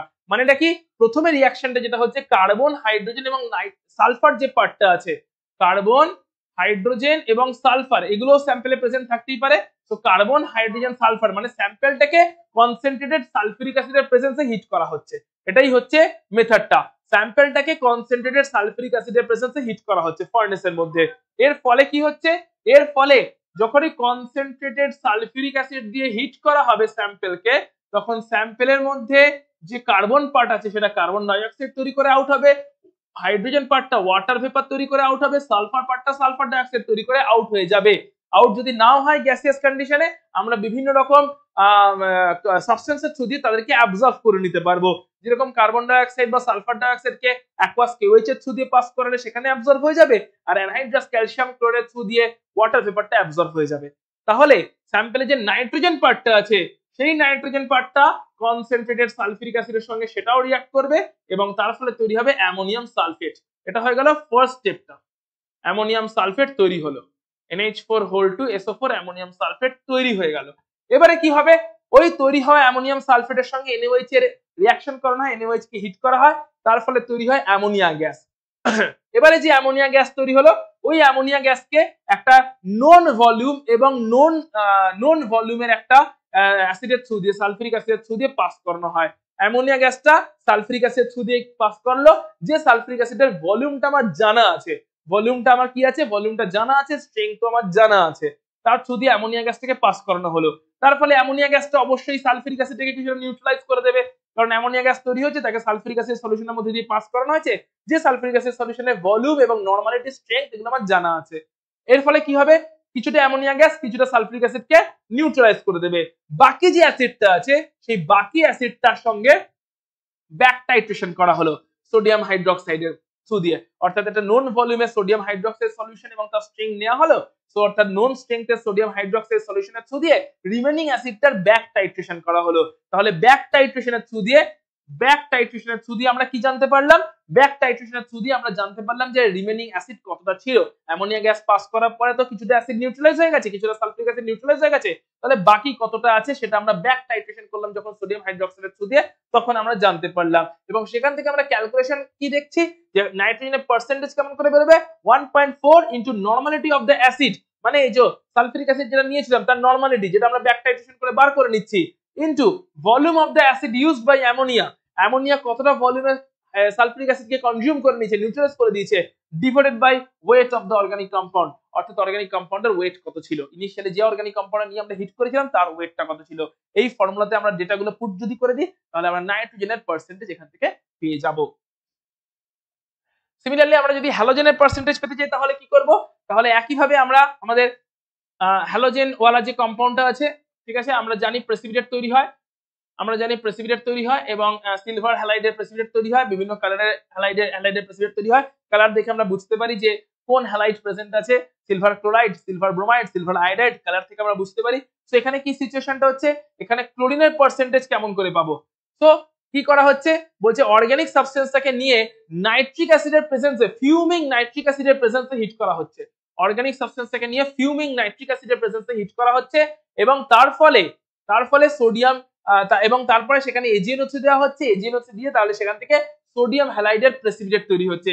এই প্রেসিপিটেটটাকে নিয়ে তাকে ওয়াশ করা হচ্ছে, ড্রাই করা হচ্ছে এবং তার ওয়েইং করা হচ্ছে, ঠিক আছে। তাহলে কি কি তৈরি হলো, যে আমরা যখন অর্গানিক কম্পাউন্ডটা নিলাম, অর্গানিক কম্পাউন্ডটাকে নিয়ে আমরা হিট করলাম হচ্ছে নাইট্রিক অ্যাসিডের প্রেজেন্সে, একদম ফিউমিং নাইট্রিক অ্যাসিডের প্রেজেন্সে আমরা হিট করলাম অর্গানিক কম্পাউন্ডে। তাহলে অর্গানিক কম্পাউন্ডে যে কার্বন পার্ট আছে নাইট্রিক অ্যাসিডের প্রেজেন্সে ওটা কার্বন ডাই অক্সাইড তৈরি করে আউট হয়ে যাচ্ছে, অর্গানিক কম্পাউন্ডে হাইড্রোজেন পার্ট ও নাইট্রিক অ্যাসিডের প্রেজেন্সে অক্সিডেশন হয়ে ওয়াটার ভেপার তৈরি করে আউট হয়ে যাচ্ছে, অর্গানিক কম্পাউন্ডে সালফার থেকে থাকলে সেটাও নাইট্রিক অ্যাসিডের প্রেজেন্সে অক্সিডেশন হয়ে সালফিউরিক অ্যাসিড তৈরি করে আউট হয়ে যাচ্ছে, এরা আউট হয়ে গেল। আর যে হ্যালোজেন পার্টটা রয়ে গেছিল সেই হ্যালোজেন পার্টটার সঙ্গে আমরা যদি সিলভার নাইট্রেট দিয়ে দিই তাহলে আমরা সিলভার হ্যালাইডের প্রেসিপিটেট পাবো। প্রেসিপিটেটটাকে ওয়াশ করে ড্রাই করে ওয়েইং করা হলো। এরপরে যদি এটা আমরা তো জানি এখানে হ্যালাইডটা কি, কারণ আগেই টেস্ট করে নিয়েছি, প্রেসিপিটেটের কালার দেখেই বুঝতে পেরে যাব। প্রেসিপিটেটের কালার যদি হোয়াইট হয় তাহলে AgCl হবে, মানে হ্যালোজেনটা হচ্ছে ক্লোরিন। প্রেসিপিটেটের কালার যদি একটু ফিকে ফিকে টাইপের, একটু ফেড টাইপের ইয়েলো হয়, ফেডেড ইয়েলো হয়, তাহলে বলবো সেখানে ব্রোমাইড আছে। আর যদি প্রেসিপিটেটের কালার যদি ব্রাইট ইয়েলো হয় তাহলে বলবো হ্যালোজেনটা আয়োডাইড আছে। তো যেরকমটা আমরা জানতে পারবো প্রেসিপিটেটের কালার দেখে অ্যাকর্ডিংলি ফর্মুলা স্যুট করবে। তো যদি ক্লোরাইড থেকে থাকে প্রেসিপিটেটে, অর্থাৎ কালার যদি এর হোয়াইট হয় তাহলে বলবো ক্লোরাইড আছে, এবং তখন পার্সেন্টেজ অফ ক্লোরিনটা বেরোবে 35.5 by 143.5 into weight percentage of the chlorine, অর্থাৎ ক্লোরিনের পার্সেন্টেজটা কত divided by weight of the organic compound, অর্থাৎ এখানে হচ্ছে তোমার এইটার কত ওয়েট বেরিয়েছে, এই AgX এর কত ওয়েট ডিভাইডেড বাই AgX যেটা পেয়েছি তার ওয়েটটা পেয়েছি, যে ওয়াশ করেছি, ড্রাই করেছি, ওয়েট করেছি, তো তার ওয়েটটা পুট করতে হবে ডিভাইডেড বাই স্যাম্পল কতটা নিয়েছিলাম সেই ওয়েট ইনটু 100। একইভাবে যদি এখানে ব্রোমাইড পাই তাহলে ব্রোমাইডের পার্সেন্টেজ বেরবে হচ্ছে 80 বাই 188 ইনটু এখানে যে AgBr প্রেসিপিটেট পেলাম তার ওয়েট, সেটা করে নিয়েছি, ওয়াশ করে ড্রাই করে তার ওয়েট নিয়েছি, ডিভাইডেড বাই অর্গানিক কম্পাউন্ড কতটা ইনিশিয়ালি নিয়েছিলাম ইনটু 100। একইভাবে আয়োডিনের পার্সেন্টেজে বেরিয়ে যাবে 127 বাই 235 ইনটু যে এখানে AgI যেটা তৈরি হলো তার ওয়েট কতটা পেলাম ডিভাইডেড বাই অর্গানিক স্যাম্পলটা কতটা নিয়েছিলাম ইনটু 100। সো ফর্মুলাতে আমরা যদি পুট করে দিই ভ্যালুগুলো তাহলে আমরা এখান থেকে হ্যালোজেনের পার্সেন্টেজ গুলো আমরা পেয়ে যাব। চলে আসছি, যদি সালফারের পার্সেন্টেজ পেতে হয় তাহলে কি করতে হবে, সেম ওয়েতে আমাকে স্যাম্পলটাকে হিট করে দিতে হবে নাইট্রিক অ্যাসিডের প্রেজেন্সে, তাহলে সালফার পার্টটা সালফিউরিক অ্যাসিড তৈরি করবে, সালফিউরিক অ্যাসিডের সঙ্গে আবার BaCl2 রিঅ্যাক্ট করলে বেরিয়াম সালফেটের প্রেসিপিটেট পাবো, প্রেসিপিটেটটাকে ফিল্টার করে নেবো, তারপরে ওয়াশ এবং ড্রাই করে নেবো, তাহলে পার্সেন্টেজ অফ সালফার কি করে বেরোবো 32 বাই 233 ইনটু কতটা বেরিয়াম সালফেটের প্রেসিপিটেট তৈরি হলো, ওয়াশ করে ড্রাই করার পরে কতটা বেরিয়াম সালফেটের প্রেসিপিটেট তৈরি হলো সেটা মেজার করে নিয়েছি, ওয়েট করে নিয়েছি, ডিভাইডেড বাই কতটা স্যাম্পল নিয়েছিলাম ইনটু 100। সেম ওয়েতে যাব, তাহলে আমার সালফারের কতটা পার্সেন্টেজ তৈরি হয়েছে সেটাও আমরা এখানে পেয়ে যাব। নেক্সট হচ্ছে কি ফসফরাসের এস্টিমেশন করার জন্য কি করতে হবে, সেম ওয়েতে আমাকে রিঅ্যাকশন করতে হবে, স্যাম্পলটাকে নিয়ে ফিউমিং নাইট্রিক অ্যাসিডের প্রেজেন্সে হিট করতে হবে, অক্সিডেশন হবে, তার ফলে ফসফরাস পার্টটা P2O5 এ কনভার্ট হবে। তারপরে কি করতে হবে, P2O5 টাকে ওয়াটার এক্সট্রাক্ট করতে হবে, হট ওয়াটার এক্সট্রাক্ট করলে সেখান থেকে ফসফরিক অ্যাসিড তৈরি হবে, আর ফসফরিক অ্যাসিড যেটা তৈরি হলো তার সঙ্গে ম্যাগনেসিয়াম মিক্সচারের রিঅ্যাকশন করাতে হবে, তাহলে একটা হোয়াইট প্রেসিপিটেট তৈরি হবে, হোয়াইট প্রেসিপিটেটটাকে হিট করলে সেটা ড্রাই হয়ে যাবে এবং সেটা ম্যাগনেসিয়াম পাইরোফসফেটে তৈরি হয়ে যাবে। এরপরে আমরা পার্সেন্টেজ কি করে বার করব, যে পার্সেন্টেজ অফ ফসফরাস হবে 62 by 222 into mass of the magnesium pyrophosphate. এই ম্যাগনেসিয়াম পাইরোফসফেট যে প্রেসিপিটেটটা তৈরি হলো তাকে ওয়াশ করে ড্রাই করে তার ওয়েটটা বার করে নেবো, তো সেই মাসটা পেয়ে যাবো, divided by organic compound initially কতটা নিয়েছিলাম ইনটু 100। এটা করলে আমরা ফসফরাসের মাসটা পেয়ে যাবো। তো এরকম করে আমরা বেসিক্যালি যতগুলো অর্গানিক কম্পাউন্ড ডিটেক্ট করেছি সবকটা অর্গানিক কম্পাউন্ড কেমন করে আমরা এস্টিমেট করতে পারি, মানে কতটা পার্সেন্টেজ আছে সেটা বুঝতে পারি, সেই সমস্ত ফর্মুলা থ্রু দিয়ে সেই সমস্ত এক্সপেরিমেন্ট গুলো আমরা দেখে নিলাম। টোটালটাই ফর্মুলা বেস স্টাডি। তো ফর্মুলা থ্রু দিয়ে আমরা দেখে নিলাম বিভিন্ন এক্সপেরিমেন্ট করে করে কেমন করে আমরা ডেটা পুট করব এবং তার ফলে ফর্মুলা থেকে আমরা পার্সেন্টেজ গুলো পেতে পারবো। একবার পার্সেন্টেজ পেয়ে গেলে আমরা ফার্স্ট চ্যাপ্টারে করেছিলাম এম্পিরিক্যাল ফর্মুলা, মলিকুলার ফর্মুলা, স্থূল সংকেত, আণবিক সংকেত বার করার পদ্ধতি। তো পার্সেন্টেজ যদি পেয়ে যাই বিভিন্ন মেথড থ্রু দিয়ে মলিকুলার ওয়েটে যদি ক্যালকুলেট করে নিতে পারি সেখান থেকে আমরা ফর্মুলা ডিডিউস করে নিতে পারবো এবং তারপরে বিভিন্ন রিঅ্যাকশনস করে আমরা কম্পাউন্ডের মধ্যে কি কি ফাংশনাল গ্রুপ আছে সেটাকেও ফিগার আউট করে নিতে পারবো। তার ফলে ফাইনালি এর পরে আমরা গিয়ে কম্পাউন্ডটা টোটাল ফাইনাল স্ট্রাকচার দিতে পারবো যে আননোন অর্গানিক কম্পাউন্ডটা ডিসকভার হয়েছিল ফর দ্য ফার্স্ট টাইম। আজকের ক্লাস এখানেই শেষ হচ্ছে, পরের ক্লাসে দেখা হচ্ছে তোমাদের সঙ্গে যেখানে আমরা অর্গানিকটা নিয়ে আসবো এবং যেরকমটা বলেছিলাম আইসোমারিজমের ভিডিওতে লাইভ কমেন্ট চাই, যে কমেন্টে 100 যখনই ক্রস করবে 100 যখনই টাচ করবে আমি লাইভে অ্যানাউন্সমেন্ট করব যে লাইভ ক্লাসটা একদম এক্সক্লুসিভলি অর্গানিকের উপর থাকবে। দেখা হচ্ছে পরের ক্লাসে, ততক্ষণ পর্যন্ত দেখতে থাকো সূর্য স্যারের কেমিস্ট্রি ক্লাস।